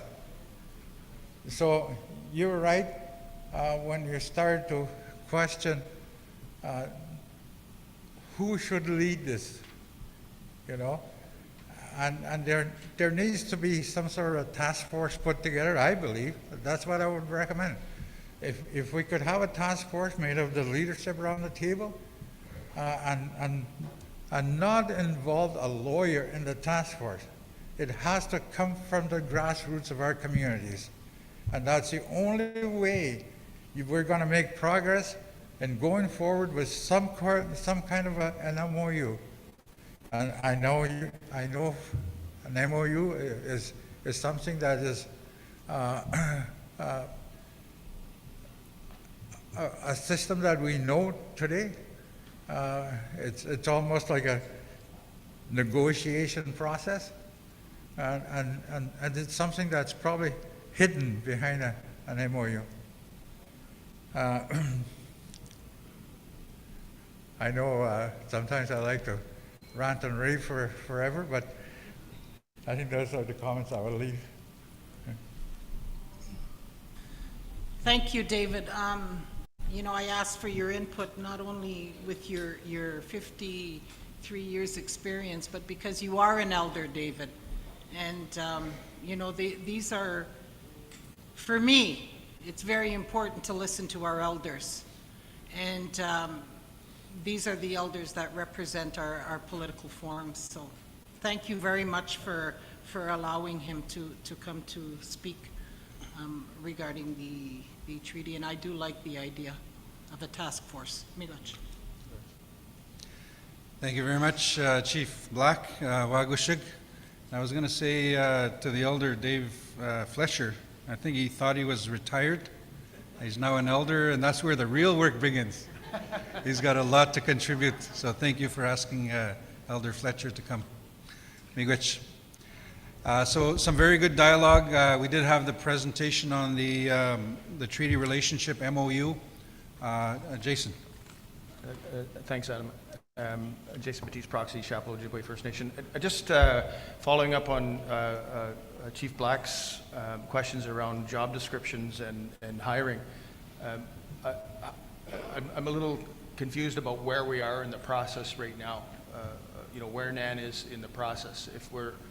What is the job description and what is the intent of the lead to flesh out the balance of the process? I think you're hearing today from the chiefs that we need to make sure that there's a real way that we can ratify every move as we talk about the treaty.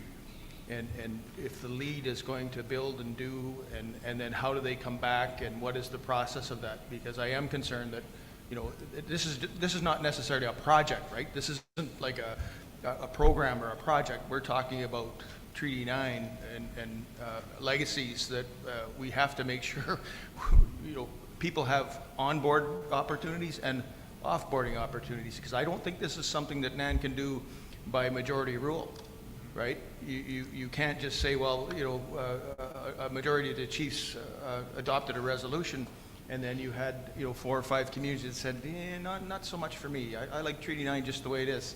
So it sounds to me like you've started by staffing up, which is fine, provided that person has a clear mandate and that the chiefs have approved that mandate. And I think that's my question, Luke. Or how are we going to get there where the chiefs understand the initial mandates of your lead? Thank you.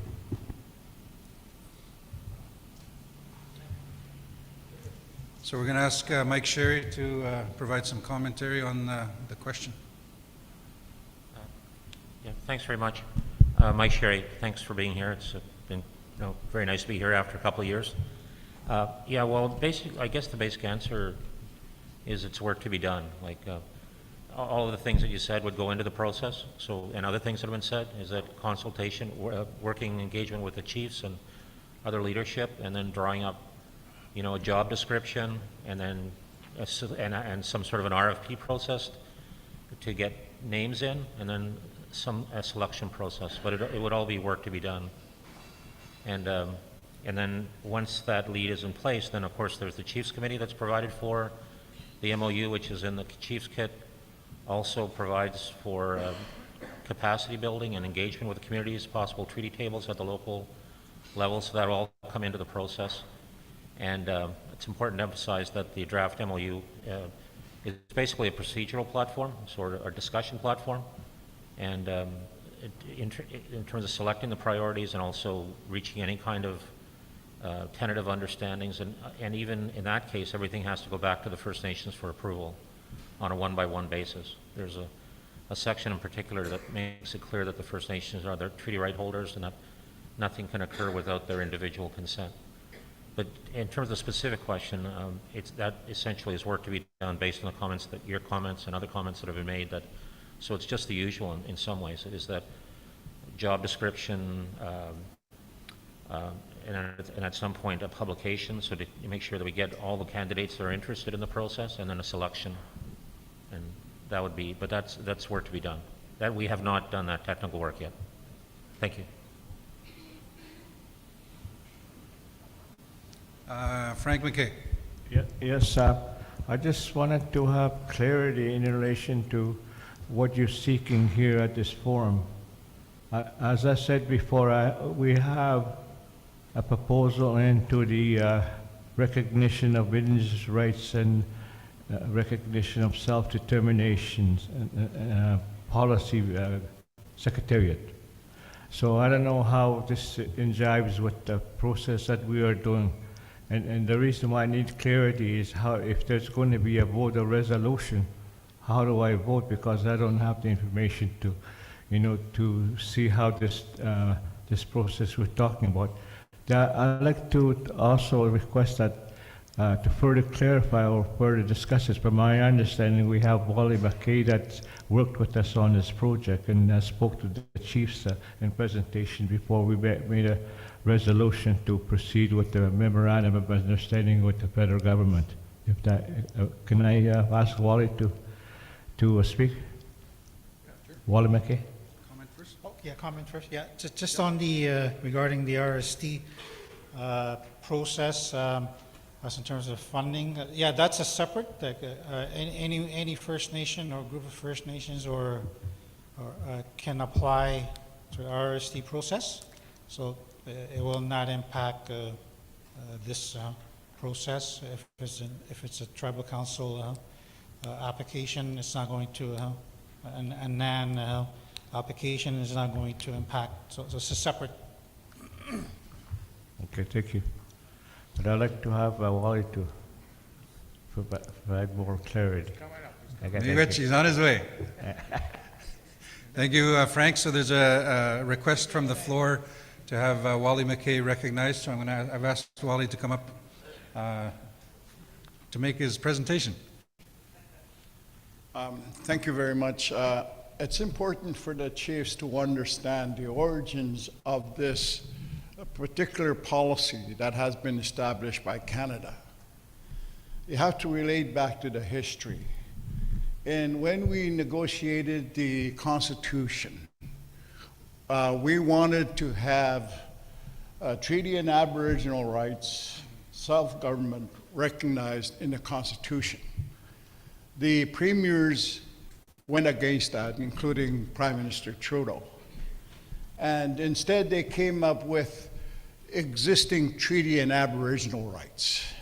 We didn't want to have that word existing. But we agreed in the end, existing because we believed that the courts will understand what the existing meant. And since then, there have been numerous court decisions that have gone in our favor because the Supreme Courts have understood the treaties that we have, the inherent right treaties, do exist. And that is how they base their decisions on from them. There have been a number of cases that we have lost, but numerous court decisions have been won by our people.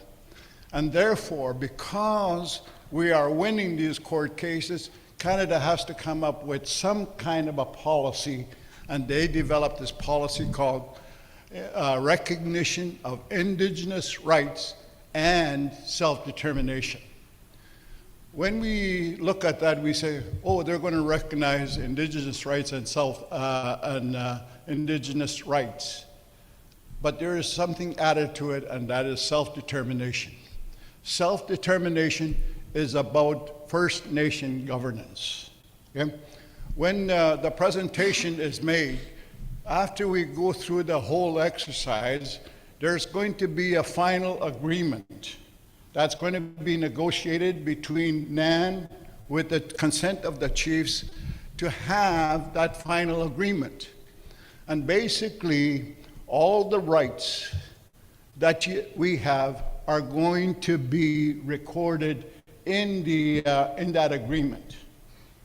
And there is certain things, dangers about going in that direction, because we have to be careful that our inherent rights, the rights that we were born with, are not put into the government's legislation. And that's why it becomes very challenging for the whole group to do it, because I hear some people say, well, you know, we got to be careful with the rights. And we have to be careful with the rights because we enjoy those rights for us today, and we have to protect them for the future generations. So the agreement that we need to look at the end is going to include your self-determination or your governance. Okay? NAN, according to the report, they sort of had to, Canada was reluctant to go dealing with that because you're already on education and governance negotiations. And I don't know where that is, but that process was in place already. But it's important, are you going to have a chiefs committee that's basically a standard way of doing things? Because where you have, say, 7 or 8 chiefs on a committee, and you're going to entrust these people with 7 or 8 Chiefs Committee members to decide your rights, whether it be inherent or treaty, to decide how it's going to be. There has to be an inclusive mechanism. And so I think it's important that what I hear somebody say, that we need to look at the process to be more detailed how we're going to do it. In the end, what is that agreement going to be? I've had a chance to work with a number of First Nations in Manitoba. There is a sovereign treaty group in Manitoba that takes all of Treaty 5. They have invited the Treaty 5 communities in Ontario,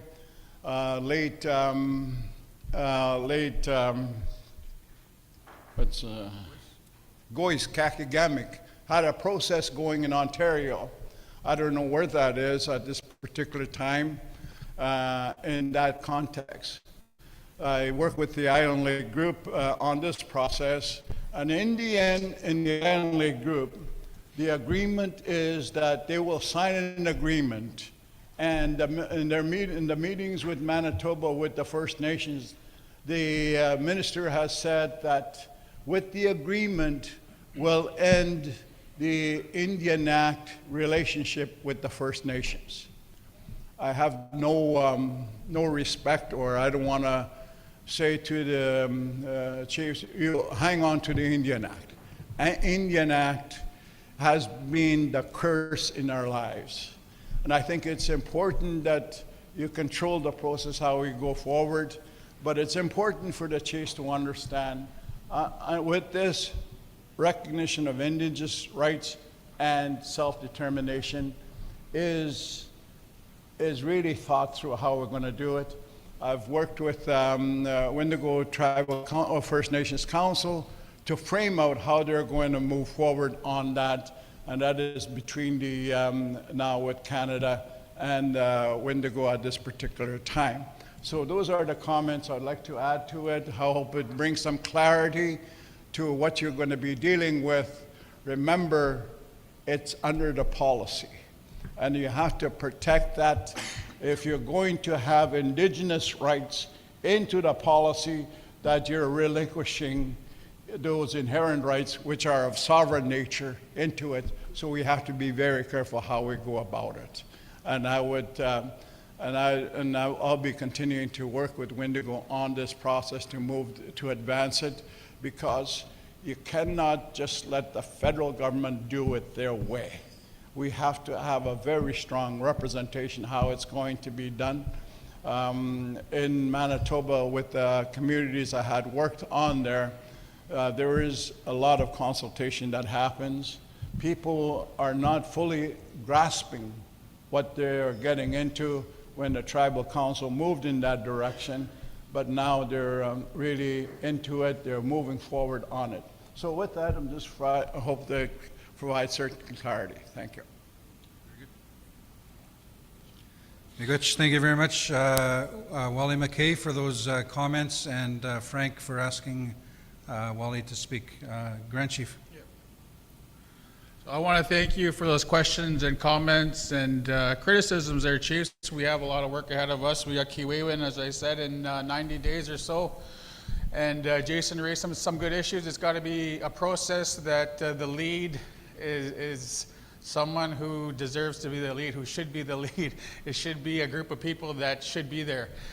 Treaty, once again, as June mentioned, it's very sacred to myself. You know, my father had put me on it when I was younger, and when I was younger, I didn't want anyone to touch a treaty on my behalf. You know, that's how I felt at the time. It's very sacred, so I understand the sacredness of it, and we need to do this carefully. And we will have an update and ensure that we're transparent and ensure that we have input from the chiefs and our leadership and our people, and an update at our next assembly. Chief Black, we'll talk more about that health transformation issue you raised. I talked to Deputy Grand Chief Linklater, and we have more of an update for you. Thank you.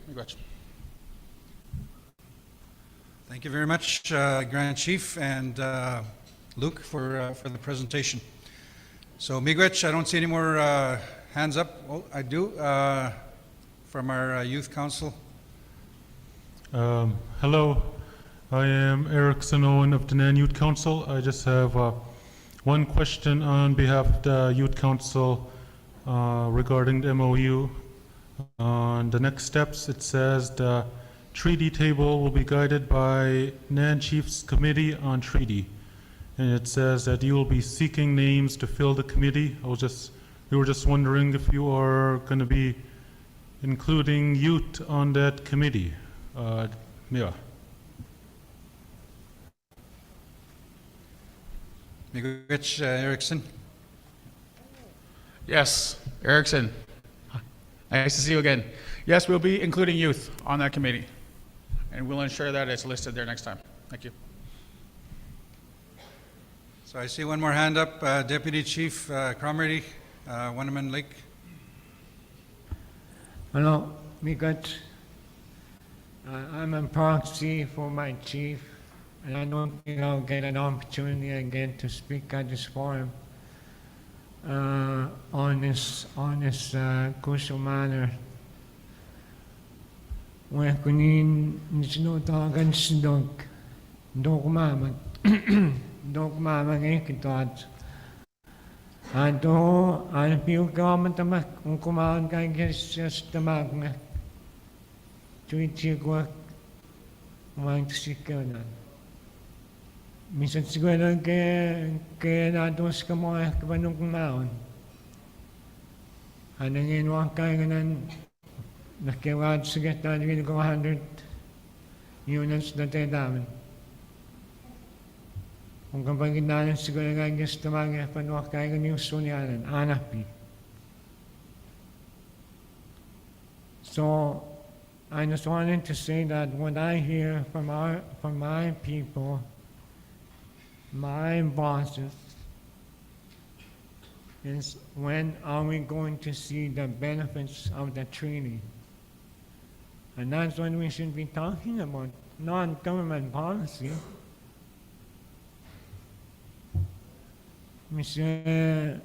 So when I'm kind of leery, as you understood me from yesterday, on the processes, time frames, and prolonged discussions on time frames to negotiate something. And I've seen the one about the treaty rights on education. We talked about, I don't know how many years we talked about education jurisdiction, and it's still not resolved. Same thing with governance. And what I understand is all those negotiations were based on government policy. We were restricted by government policy. Even before we start, we have to concede to the terms of those policies. We can't move beyond those. And that is our fight. We want to move beyond those government policies that are affecting our people today. That's the problem, government policies. I mean, ngayon naman yung kanon naman, if we're going to start talking with government, I'd like to see what their starting offers are on housing. How much money are going to give us for housing in that area, for school, for water, for roads. Everything that we need, that was promised to us. We agreed to share. And that's the Nishnawbe, when he asked about the treaty, he was concerned about what I'm talking about. Are we able to go upon our lands all over like we used to? And he was promised, yes.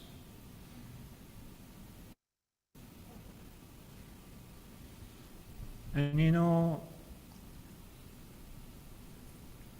our treaty relationship, the only people that are defining that relationship is Ontario.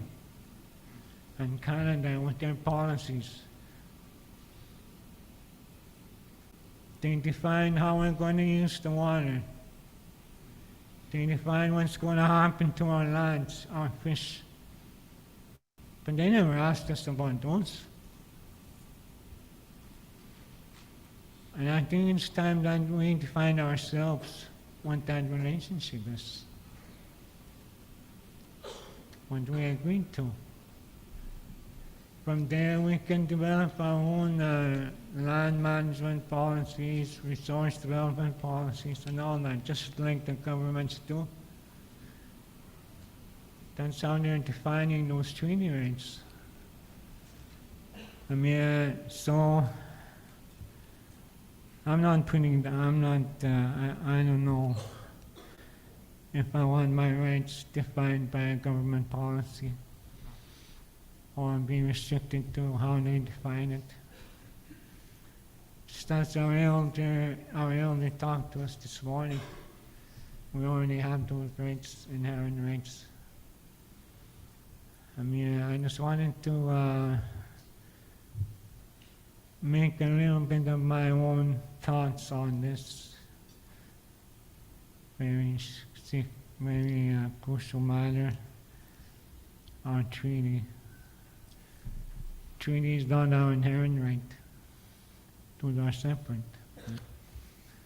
I mean, Miigwech, Deputy Chief from Wenneman. One more proxy for Wapakika, Zach Tate.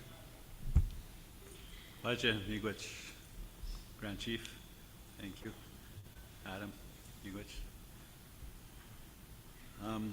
For Wapakika First Nation, my chief is currently in the hospital with his partner supporting her to recover from COVID and other ailments. So he's in the past I've looked up to my chief, Brennan Sinuap, and his stands and his views on certain things. And one of these is the treaty rights, the treaty that's been Treaty 9 with us all this time. And he's had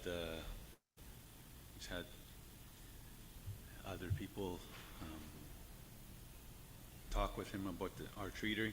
And one of the persons that we talk with is Casablanca. Mr. Mike Morris, he's a counselor from Casablanca, and he writes to my chief, Brennan Sinuap, and he says, this writing is from Jennifer Wabano, and she articulates major points that the chiefs need to take into consideration in regards to NAN's treaty relationship MOU. He says, take your stand for our people. And so this message that Jennifer Wabano writes is, she says, while I have this opportunity, while I have this time, I'm going to read out her email, what she writes. It says, Chief and Councils across Treaty 9 do not accept any MOUs that are drafted by Canada and endorsed by Canada. Tribal councils such as NAN, Muskegee Council, Assembly of First Nations, James Bay Treaty 9, and tribal organizations MOUs. The treaties were between the nations and the Crown, not our nations and Canada, not Muskegee Council, Assembly of First Nations, NAN, and the Crown, not either listed with Canada and not between Canada and Canada. The representatives of the Crown asked for the headmen who represented our families, our nations, the Inuit and Muskegee territory. The headmen represented our inherent laws and not Canadian laws at the time of treaty signing. Political corporations recognized as tribal organizations are administrative arms of the Canadian government and are not nations. There can be no implementation of treaty. The treaties already exist and they cannot be undone or altered. Our ancestors, headmen who signed treaties, left something for their people. their nations. What Canada needs to do is to honor the treaties. What the tribal organizations of the Canadian government need to do is work with the treaty rights holders. It is our nations that have a time immemorial status, not the tribal organizations who have been incorporated within the past 4 decades or so. Such tribal organizations who have adopted treaty terminations, declarations, constitutions, such as UNDRIP, Section 3510, principles respecting the Government of Canada's relationship with Indigenous peoples, any treaty termination document constructed by the Canadian government do not represent our nations, such as the Omashpigoat Nation. Canada cannot work together with any tribal organization such as NAN, AFN, etc., to implement any MOU regarding treaty that is or would be minimized further by Canadian law. Our treaties in the spirit of intent are not constitutionally recognized under Section 35 because Canada defines and minimizes those rights under their Section 35 doctrine. Canada cannot be committed to working on a nation-to-nation basis through discussions with any tribal organizations. How does one commit to this with itself? Canada cannot advance reconciliation through cooperation, just so it can say the nations did not cooperate in future matters. Our ancestors already signed a treaty with the Crown, so there will be no altering of our nation's treaties, territories with a modern treaty. A modern treaty is just a treaty termination agenda. No MOU can support a constructive dialogue on the treaty relationship when it lacks the consent of actual treaty rights holders. There can be no identification, redevelopment, or co-development of Treaty 9. That was already done by our ancestors under the spirit of intent of treaties, especially on matters such as lands and resources. Duty to consult, governance. Our nations already have these existing items. What Canada needs to do is honor the treaties. No committee or technicians from Canadian policy can advise any tribal organization on developing treaty. Treaty were already made between our actual nations and the Crown, not tribal organizations of Canadian policy. No tribal organization such as NAN, AFN, or Mushkegowuk Council is a primary or ultimate treaty right holder. Our treaties were made with the actual nations who hold the immemorial status in the Crown. Canada is not to make any documents confidential, but it drafts for its tribal organizations in relation to altering our treaty, specifically Treaty 9 and Adhesion. It is our nations that hold the treaty rights. Canada is not above the treaty, and Canada, nor its tribal organizations, does not speak for the treaty rights holders. Our treaty cannot be altered or redeveloped. The treaties are with our nations and the Crown. Our ancestors, with the spirit of intent, signed the treaty so that we will maintain and hold our rights for as long as the sun shines, as long as the waters flow, as long as the grass grows, and as long as the wind blows.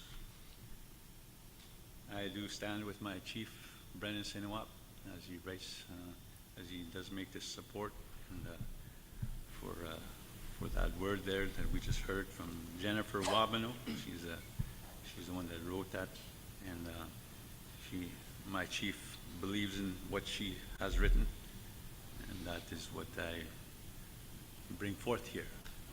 Miigwech.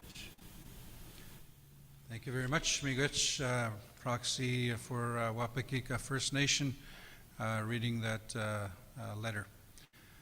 So with that, I'm looking around. I didn't see any hands up, but very good discussion, very important presentation that was just made on the treaty relationship MOU. Very important discussion and comments and suggestions, direction for the team moving forward. So with that, we appreciate that, Miigwech. So we're going to move on with the next agenda item. We were going to have a break, 15-minute break, but we're a little bit behind. I was going to ask if we can just proceed. We do have one more agenda item, unless we do need the break. Okay, it's almost noon. Miigwech, we'll proceed. So with that, I'm going to turn it over to co-chair Cassandra. Miigwech. All right, good afternoon, everyone. Just want to take a moment to say thank you to the drum and to the elder for the prayer this morning, and to all of you being here. The discussion is really lively, and I want to thank you for hosting me as your youth co-chair. I am listening to everything that you're saying, and I'm learning a lot. And in saying that, I'm carrying it forward in all of the work that I'm going to be doing as I grow up. So, miigwech for that. Next, I would like to invite Deputy Grand Chief Victor Linklater to talk about sustainable initiatives.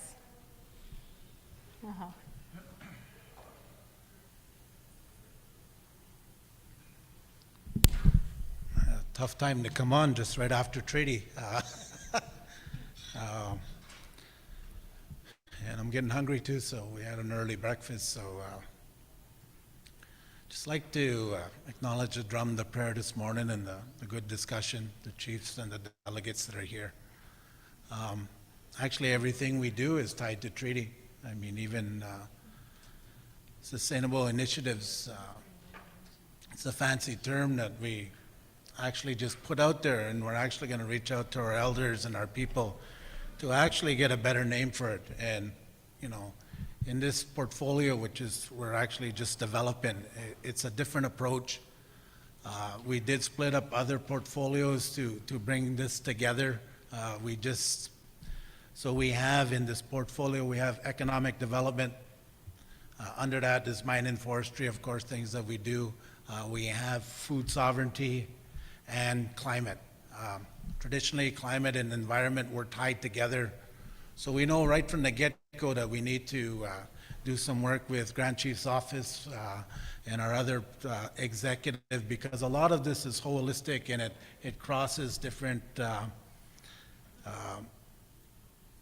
sectors. I hate using the word sectors, but it really does, and it's ongoing. So with the Chiefs Committee on Climate Change and Environment, we actually have to look at a Chiefs Committee as we divide it in half. You know, we do need a elders representative, a youth representative, because I think these issues are very important. And what's been coming out in the meeting a lot since we started is really, what is NAN? What is the role of NAN? And when we first got this portfolio and we were just putting it all together, and I have to be very honest with you, you know, we just kind of split the climate environment just not too long ago. We did have a meeting with the executive for strategic planning about a month ago, and then with our directors just the week after. And a lot of these initiatives are just at the starting stage, but they're very important. They need to be moved forward, and we do need some help. One of the things that's on there is, you know, the National Chief spoke so eloquently yesterday about a national prosperity table. Because, you know, we're coming out of COVID, but the reality that during COVID, government was still issuing permits to our First Nations in resource development and forestry projects and all this stuff. And we were left reeling, actually, because we were having an all hands deck at a community level to actually just talk about survival of our people. So, you know, a lot of First Nations, you know, we have to catch up. We did call the government on it. But you know what? Quite honestly, I don't think they really care. You know, they'll get what they want. They'll push their initiative. And I think with us, we just have to work harder. The focus, I think, moving forward on this portfolio is actually, as NAN, I don't really want us to, as a PTO, you know, to get involved in actually services that could be done at the community and tribal council level. I think the role of NAN is to advocate, is to fight. We are not rights holders. It's always been said, you know, we've always been reminded. But what we do see is, like in the event of the Ring of Fire, it is a project. You know, basically there's a lot of discussion on it. It affects many First Nations. It can be very controversial, you know, because each rights holder has different stances on development, environment. In the East, where we're from, we have seen a lot of projects, you know, come and go. You know, we've learned some tough lessons in some of our agreements, you know, but the more exposure you have to them, the better you get. And when you talk to each other and work in collaboration, I think it helps. My goal is always to see that, you know, the nations would talk to each other and actually start sharing, whether it's revenue resource agreements. I think for this portfolio, I would like to see a economic summit. You know, we have so much areas to discuss. People have different views on mine and forestry, environment, lands and resources. Some nations are very strong in their lands and resources. They review every permit. They've actually leveraged mining companies, proponents to actually fund this and provide the resources. You know, I'm reminded of a story during COVID. We had a thing outside of our ban office, and I don't know if you've been to our ban office, but just there's a big sign there where other First Nation members drive to, so when they buy their vehicle, they could get that tax-free write-off. And so we're sitting there, we're celebrating this, a young mother's, it's like a baby shower, I guess, and the staff put it on. A young man pulled up, you know, with a $80,000 truck.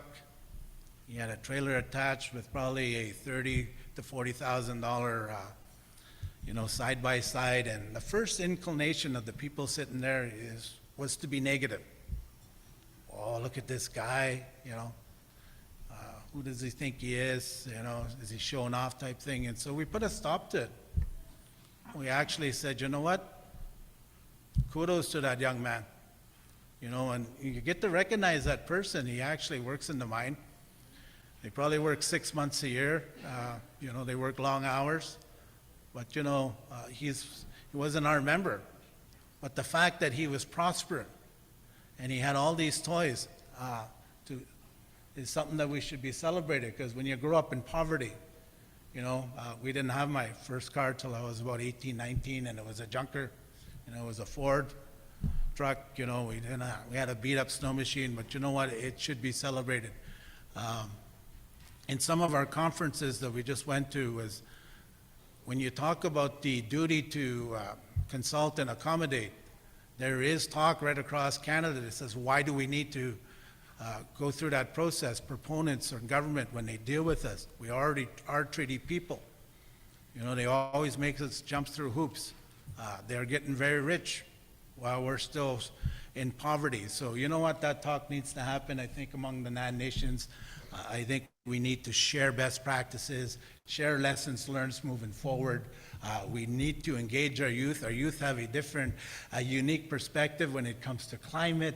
You know, what are we going to leave our youth to the seventh generation? You know, at the AFN level, wasn't too long ago that the youth council there wanted to put it on the table and speak to the chiefs, and it was actually, they didn't get that time or space to speak, which was very heartbreaking. You know, we got to listen to our grassroots people. At this level, I think we just need to start that dialogue, so food sovereignty is there. You know, economic development.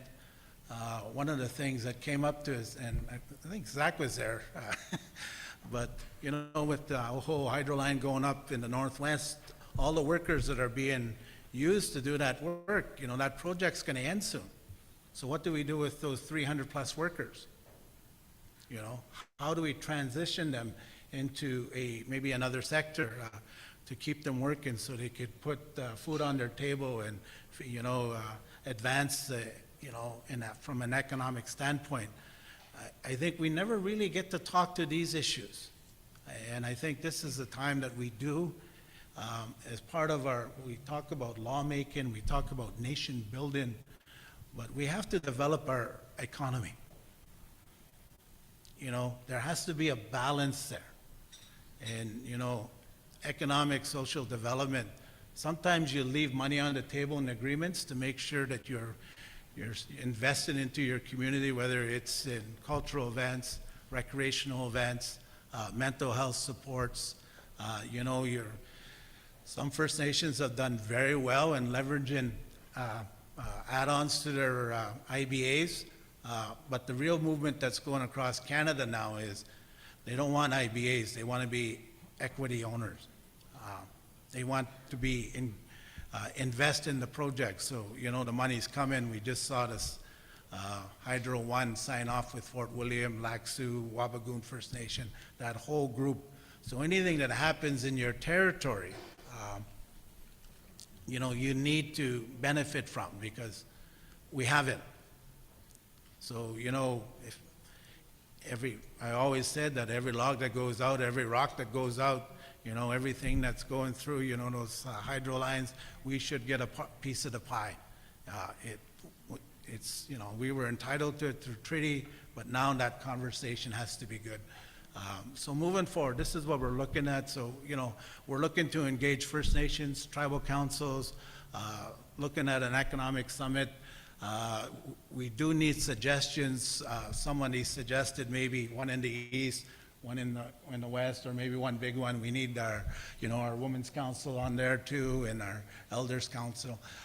To us, it's in development. So we're actually looking, we're putting it all together. Food sovereignty used to be part of a different portfolio, so we brought it in. You know, there's so many issues that I think from this point we could advocate and help First Nations, whether support services or really engaging you as the expert to help each other. And so we went out, we just set it up. You know, we did hire a new director for it, Director of Sustainable Initiatives. And once again, we're looking for a more First Nation twist to the name, but I think it was something that we needed to present. So we hired Jennifer Constant from Matagami First Nation. I'll call her up to greet the people and give you her background. Anine, am I allowed to move this, or is it gonna? So I haven't presented anything in 2 years, so I apologize if I fumble over my words. So as Victor, Deputy Grand Chief, introduced me, my name is Jennifer Constant. I'm from Matagami First Nation. I have a great deal of experience being a leader in my own community. Also being bossy in my own community. I guess that's part of the leadership role, especially when it comes to women. But I first want to just introduce myself. So Anine, makwashkishkon indijnakas, Matagami Aski ne dojba, boju and dinwe maganadag. I just wanted to talk a bit. Victor went over the areas that now fall under the new portfolio called Sustainable Initiatives. So climate change, food sovereignty, economic and resource development. We will be introducing our team to you. We have Melinda Salt-Coates, you guys are all familiar with her in the Thunder Bay office. She'll be working on the food sovereignty aspect. And then we have Christina John George, who's working the registration right now. She's going to be tasked as a projects coordinator under the climate change area. We're looking at doing some, like the Deputy Grand Chief had mentioned, summits.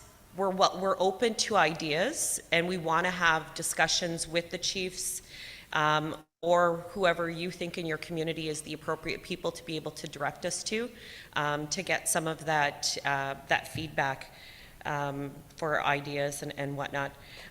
So as the Deputy Grand Chief mentioned, I started a month ago, and I still have a lot of work to do to familiarize myself with the files and the work that was done previously in the area. I look forward to it, and I really look forward to working with the communities. Although I am new as a NAN staff member, I am not new to NAN. I did work for many years with the Tribal Council in the governance negotiations. So I'm looking forward to working directly with the communities. This is important to me. I have a passion for a lot of the issues that you hear happening in the NAN territory, but across, you know, Turtle Island. And in some of the discussions that we've had just informally, I do see that this particular area ties into, you know, all of us are doing our own parts, you as leaders, and then the representatives here at NAN in their different sections that they're working on. We're all working together really for that common goal, and I do believe that this aspect is that missing link. As Indigenous people, we've been dispossessed of our land, And any nation that is dispossessed of their land suffers a lot of the social and economic issues that you see in our communities. That dispossession has an impact on further marginalizing people. And we're hoping that we come up with some, I know it's very aspirational, and we'll work together with working on goals, but I'm hoping that we come up with some sort of plan that helps us move along to bridging those gaps so that we do have that success in the other areas as well. So I don't have much else to say since it is a new area. We do look forward to developing a more formal plan and presenting it in the months to come. So Chimigwech for your time. I also just wanted to acknowledge the elders that are here and the youth and the Women's Council. And I especially want to acknowledge the female chiefs that are here today. Chimigwech. Wow, thank you for that. So I'd like to open the floor to any comments or questions, and then we also will open virtually. And just a reminder to raise your hand virtually if you are using that function. Any comments or questions to the floor?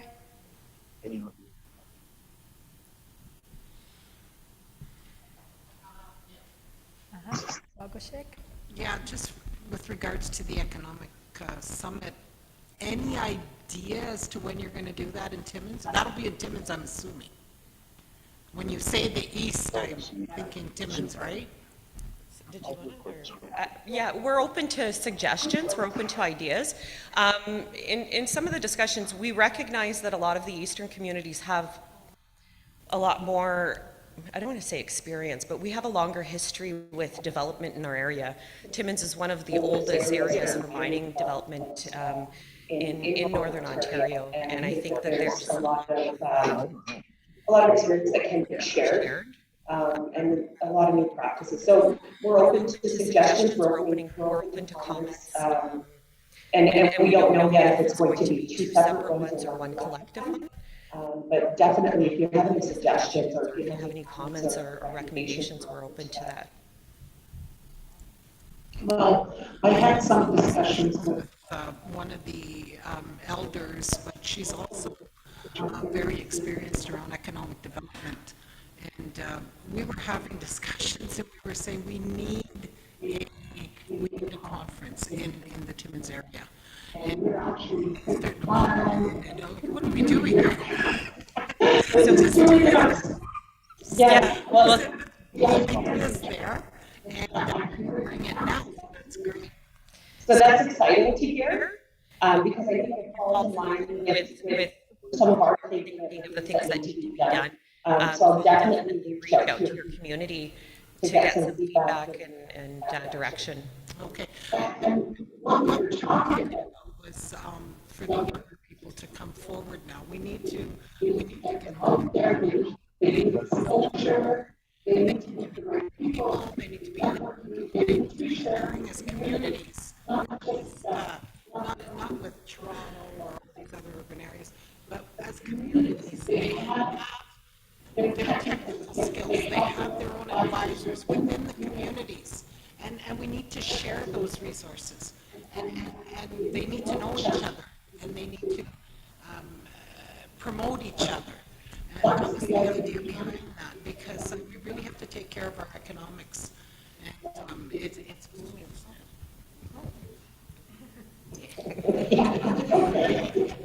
But we really, the mining industry, the forestry industry is huge right now. Yeah. And those are big corporations, and they're going after our resources. Mm-hmm. So we need our young people to be on board with that, and they need to be protecting our interests. And I think as they come together in a summit or in a conference, they'll have the opportunity to do that. Of course, we have to have our elders there. They need to be, we need to put our as advisors to these younger individuals or younger entrepreneurs even, Yeah. They need that guidance. if you have the leaders there, the and the younger people there, I think we'll have a very successful economic summit. Yeah, I believe so too. I think there's also an appetite or an interest from industry as well. To hear from our communities, especially collectively. I don't think it's a secret to them that there is a shift, and there has been a shift for a long time of the recognition or the exercise of rights over those types of areas. You know, you'll get those older kind of people with industry who will be resistant to it. But when you have companies who are aware, they want to work with us to help make stuff happen. So so just to bear that in mind. But I appreciate your feedback, and I look forward to working with the communities and getting some feedback. I was hoping to have my business cards, but I don't have them, but I'll be sure to reach out to the NAN office to have them sent out, so that you can reach out to me and have that dialogue and make any types of recommendations that you have with respect to those areas. Tumikoj. All right, Miigwech, Chief Black. And the floor is still open for any comments or questions. Dean, all right. Unanimate. I just wanted to point out, I was reminded of our elders who cautioned us about development, but not to prevent development. But what they told us was, I'm talking about an area where there's no road access, north of Red Lake, north of Pickle Lake, north of Nakina. There's no road access there. And what he had told us was that before we build roads, be prepared economically first. Establish your tourist operations, your companies, and other businesses, resource development, before you open up the area. Because if you just open it up, others will come. Non-native companies, and we're starting to see that now happening in our area. But what our elders reminded us was we need to control that development. We need to control that development. We need to be the developers, manage the change that is coming. And that's why we need to be prepared. So one of the things that was aspirational was that road access in that area. We should be, the First Nations should be controlling that access, controlling the roads, doing the operation and maintenance, policing over the roads. Our people would do all that work. Yeah? So that's one of the things I like to recommend, because we would have to do that collectively, not individually, to make that happen. Miigwech. Miigwech for the recommendations, Proxy Cromarty. Right, the floor is still open. And of course, virtually as well.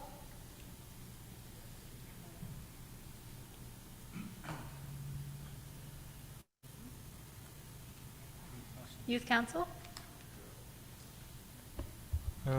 Hello, this is Eric Sanon of the NAN Youth Council. So the Youth Council has a question for the presenter. The question is, how will the economic summit go beyond just resource extraction? We are concerned with climate change and how resource extraction will contribute to greenhouse gas emissions. We think we need to be mindful to support sustainable economic development initiatives. Yeah, Mia, that's the question.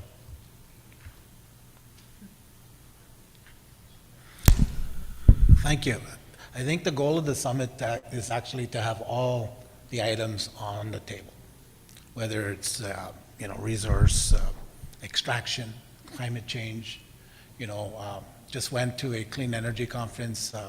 We are moving away from the fossil fuels. How are we going to adjust? How are we going to have a safer environment for our future? And I think your opinion and that perspective needs to be presented at the summit, because it's all about balance and it's holistic, and everyone has to be respected. And it's really information, because we are not rights holders, but your voice needs to be heard and respected. Because you know what? This is the time where the young people are going to rise up and actually save this planet. And but if you hear everything there, to me, I'm looking forward for the engagement from the youth, because you know what? Your passion, your desire, your knowledge is something that we need. I need. So you know what? There's going to be a balance there. Once we set up our committee, we got to make sure our agenda is, has that approach to it. And to me, it's a start. One of the things, we've never really talked about these items. We've gone elsewhere, but I think we bring it to NAN and maybe we host a big one. I think sky's the limit here. It's an exciting time. So, we need elders, we need the Women's Council, we need the youth, and we need our chiefs and our grassroots people to really become involved in the process. So. Miigwech, for your question from the Youth Council member Erickson Owen. I see that we have a raised hand virtually. Chief Nakaji.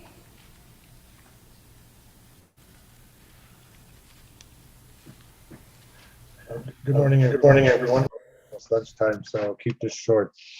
I hear what I'm hearing, and with the environment being discussed is what I would like to mention is the nuclear waste. What are we going to do about that? Because it will damage the environment that we live in, and as Albany River travels right across Ontario, right heading west. So eventually, anything that happens with development will harm people that live in Albany River, and that is something that I wish we would have more to discuss about, is the nuclear waste. So.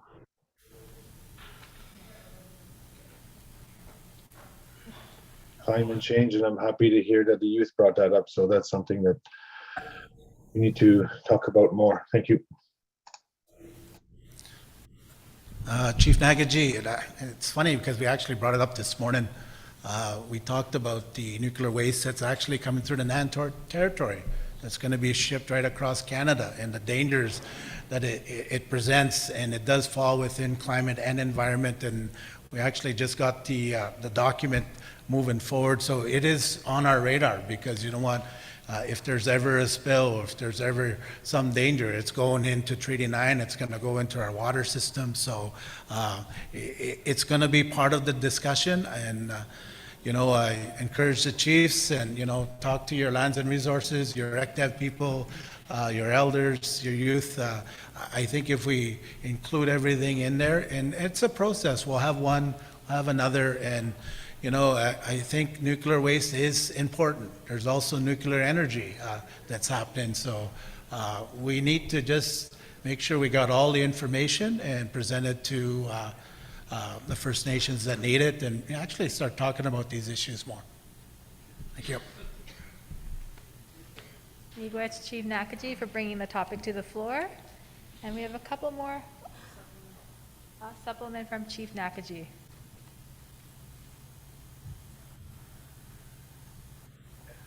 Thank you, Deputy Grand Chief. My question is, when would it be available? So it'd be nice to be available before we meet again in Kiwewin. Time to review for everybody. Thank you. Get my steps in. Actually, I just got the document probably about half an hour ago. I'm going to quickly review. We'll review it with our staff. I mean, it is a briefing paper, and it could be available as soon, probably as early as tonight. We could send it off to all the chiefs. It's a good read. The Youth Council, the elders should read it. If you have any questions on it, we do have an expert that actually is on Grand Chief's portfolio staff, but there's collaboration there. So I'm glad that it's coming up, because I think these topics are so important for all of us. So maybe tonight or at least by tomorrow. So thanks. Miigwech Chief Nakaji. All right, we have a couple more over here. Nishkanaga.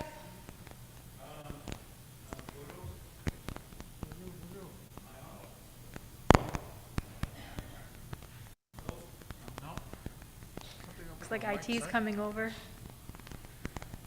Yeah, the mics are really getting their fair share of speaking, so this is great.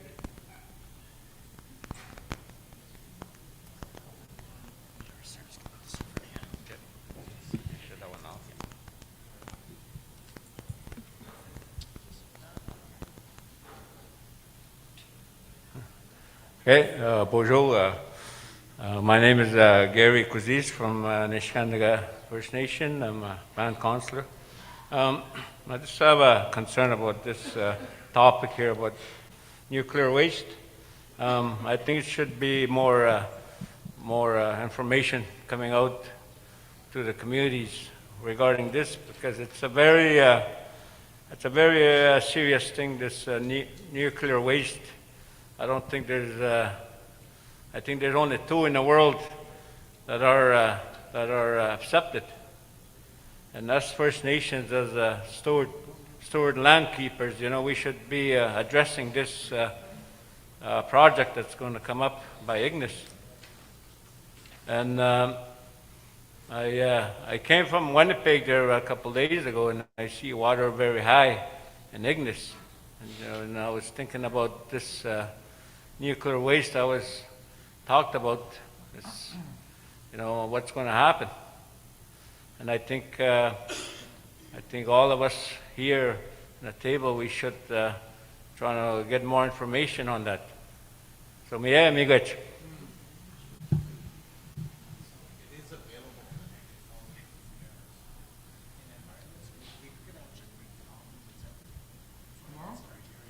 Did you want to make a comment?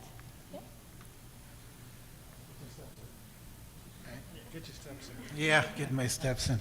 So we actually do have the briefing paper in the PowerPoint there on nuclear waste.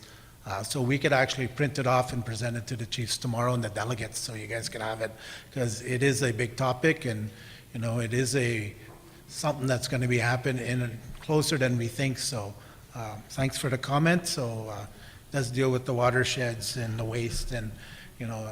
I'm glad that you know that there's two deposits, but even those projects, I mean, from what we understood is there's no guarantee. Proponents always says it's safe, but you know, sometimes they don't always tell us the truth. So we'll get the information for you. Thank you. Miigwech Proxy Kazis. All right, the floor is still open for any comments or questions, and of course virtually. To use the raise your hand function. And if not, I am going to call out once more for any questions or comments from the floor or virtually. And it looks like we're okay. I'll call up our Deputy Grand Chief Narcisse for an announcement now.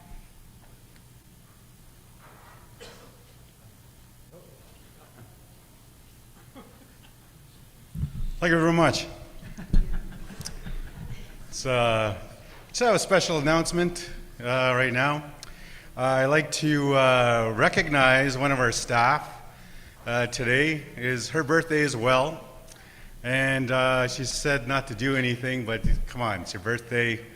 So we want to recognize our Director of Social Services, Robin Quadrigan. It's her birthday, and staff, please come in. Happy birthday to you. Happy birthday to you. Happy birthday, dear Robin. Happy birthday to you. All right.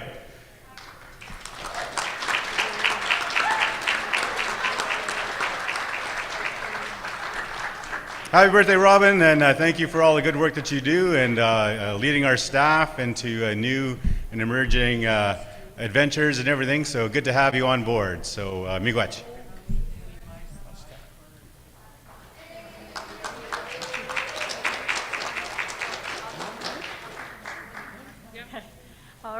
another special announcement from Deputy Grand Chief Annabette Achny Paneska.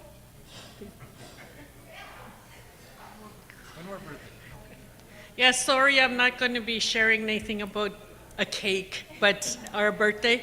But I just wanted to advise the delegation and staff that tomorrow during lunchtime, we're going to be having a special blanket collection. Next Monday, I'm going to be hosting a spring feast at the shelter house. And at that time, what we like to do is put together packages for the individuals that come and get the services from the shelter house. And, you know, we buy things like socks, sanitary napkins, personal hygiene stuff, you know, those kind of things, and we hand them out to the individuals that come to eat at the shelter. Normally, we get about 200 people that come there for a meal.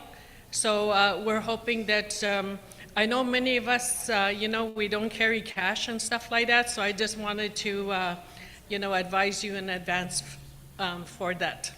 Miigwech, thank you.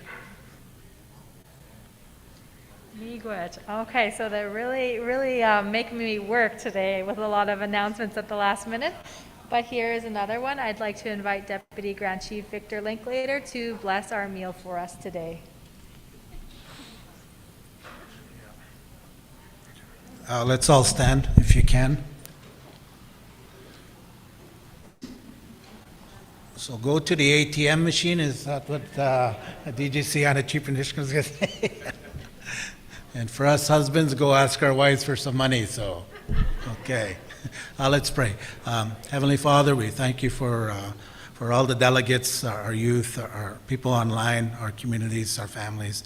Keep us safe during this time and just be with us. We ask a special blessing over the food, and we thank you for all the good dialogue today, and we ask this in Jesus' name.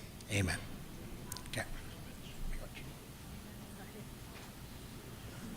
So miigwech for such a great morning. These topics definitely keep me awake at nighttime, and it's great to hear from all of you. So we'll now break for lunch, and we'll return back at 1 o'clock. So please enjoy your lunch, and we'll return back at 1 o'clock. Miigwech.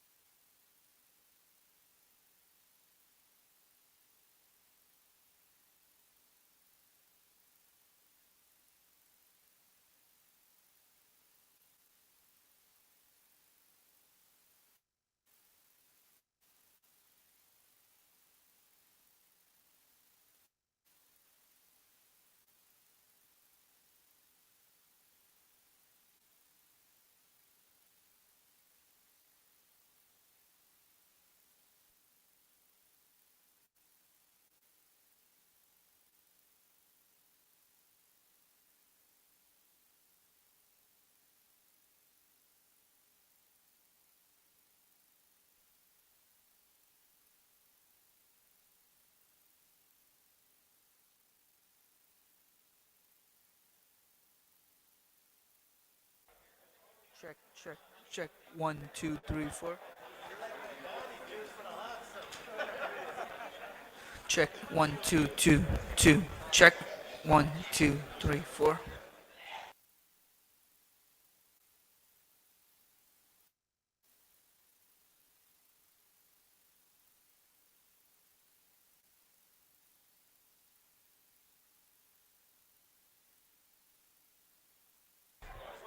Check. 1, 2, 2. Check. 1, 2, 3, 4.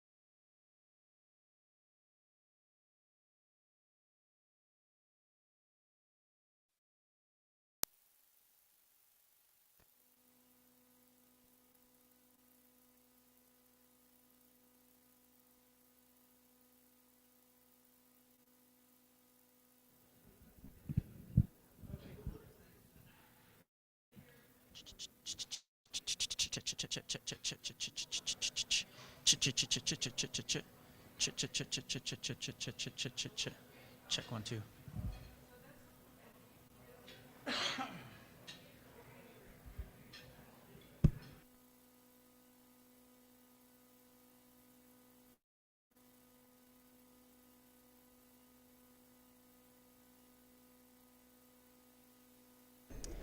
Check, check, check.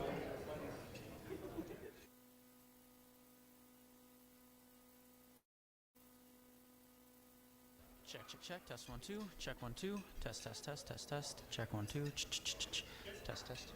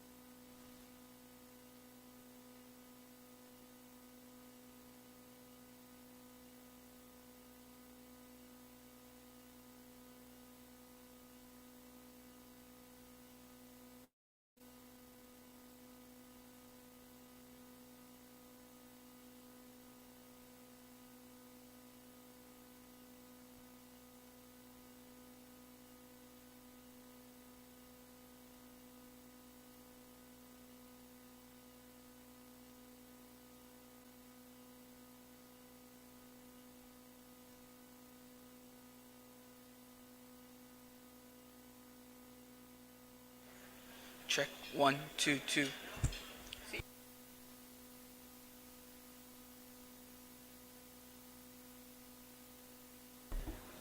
Check 1 2. Check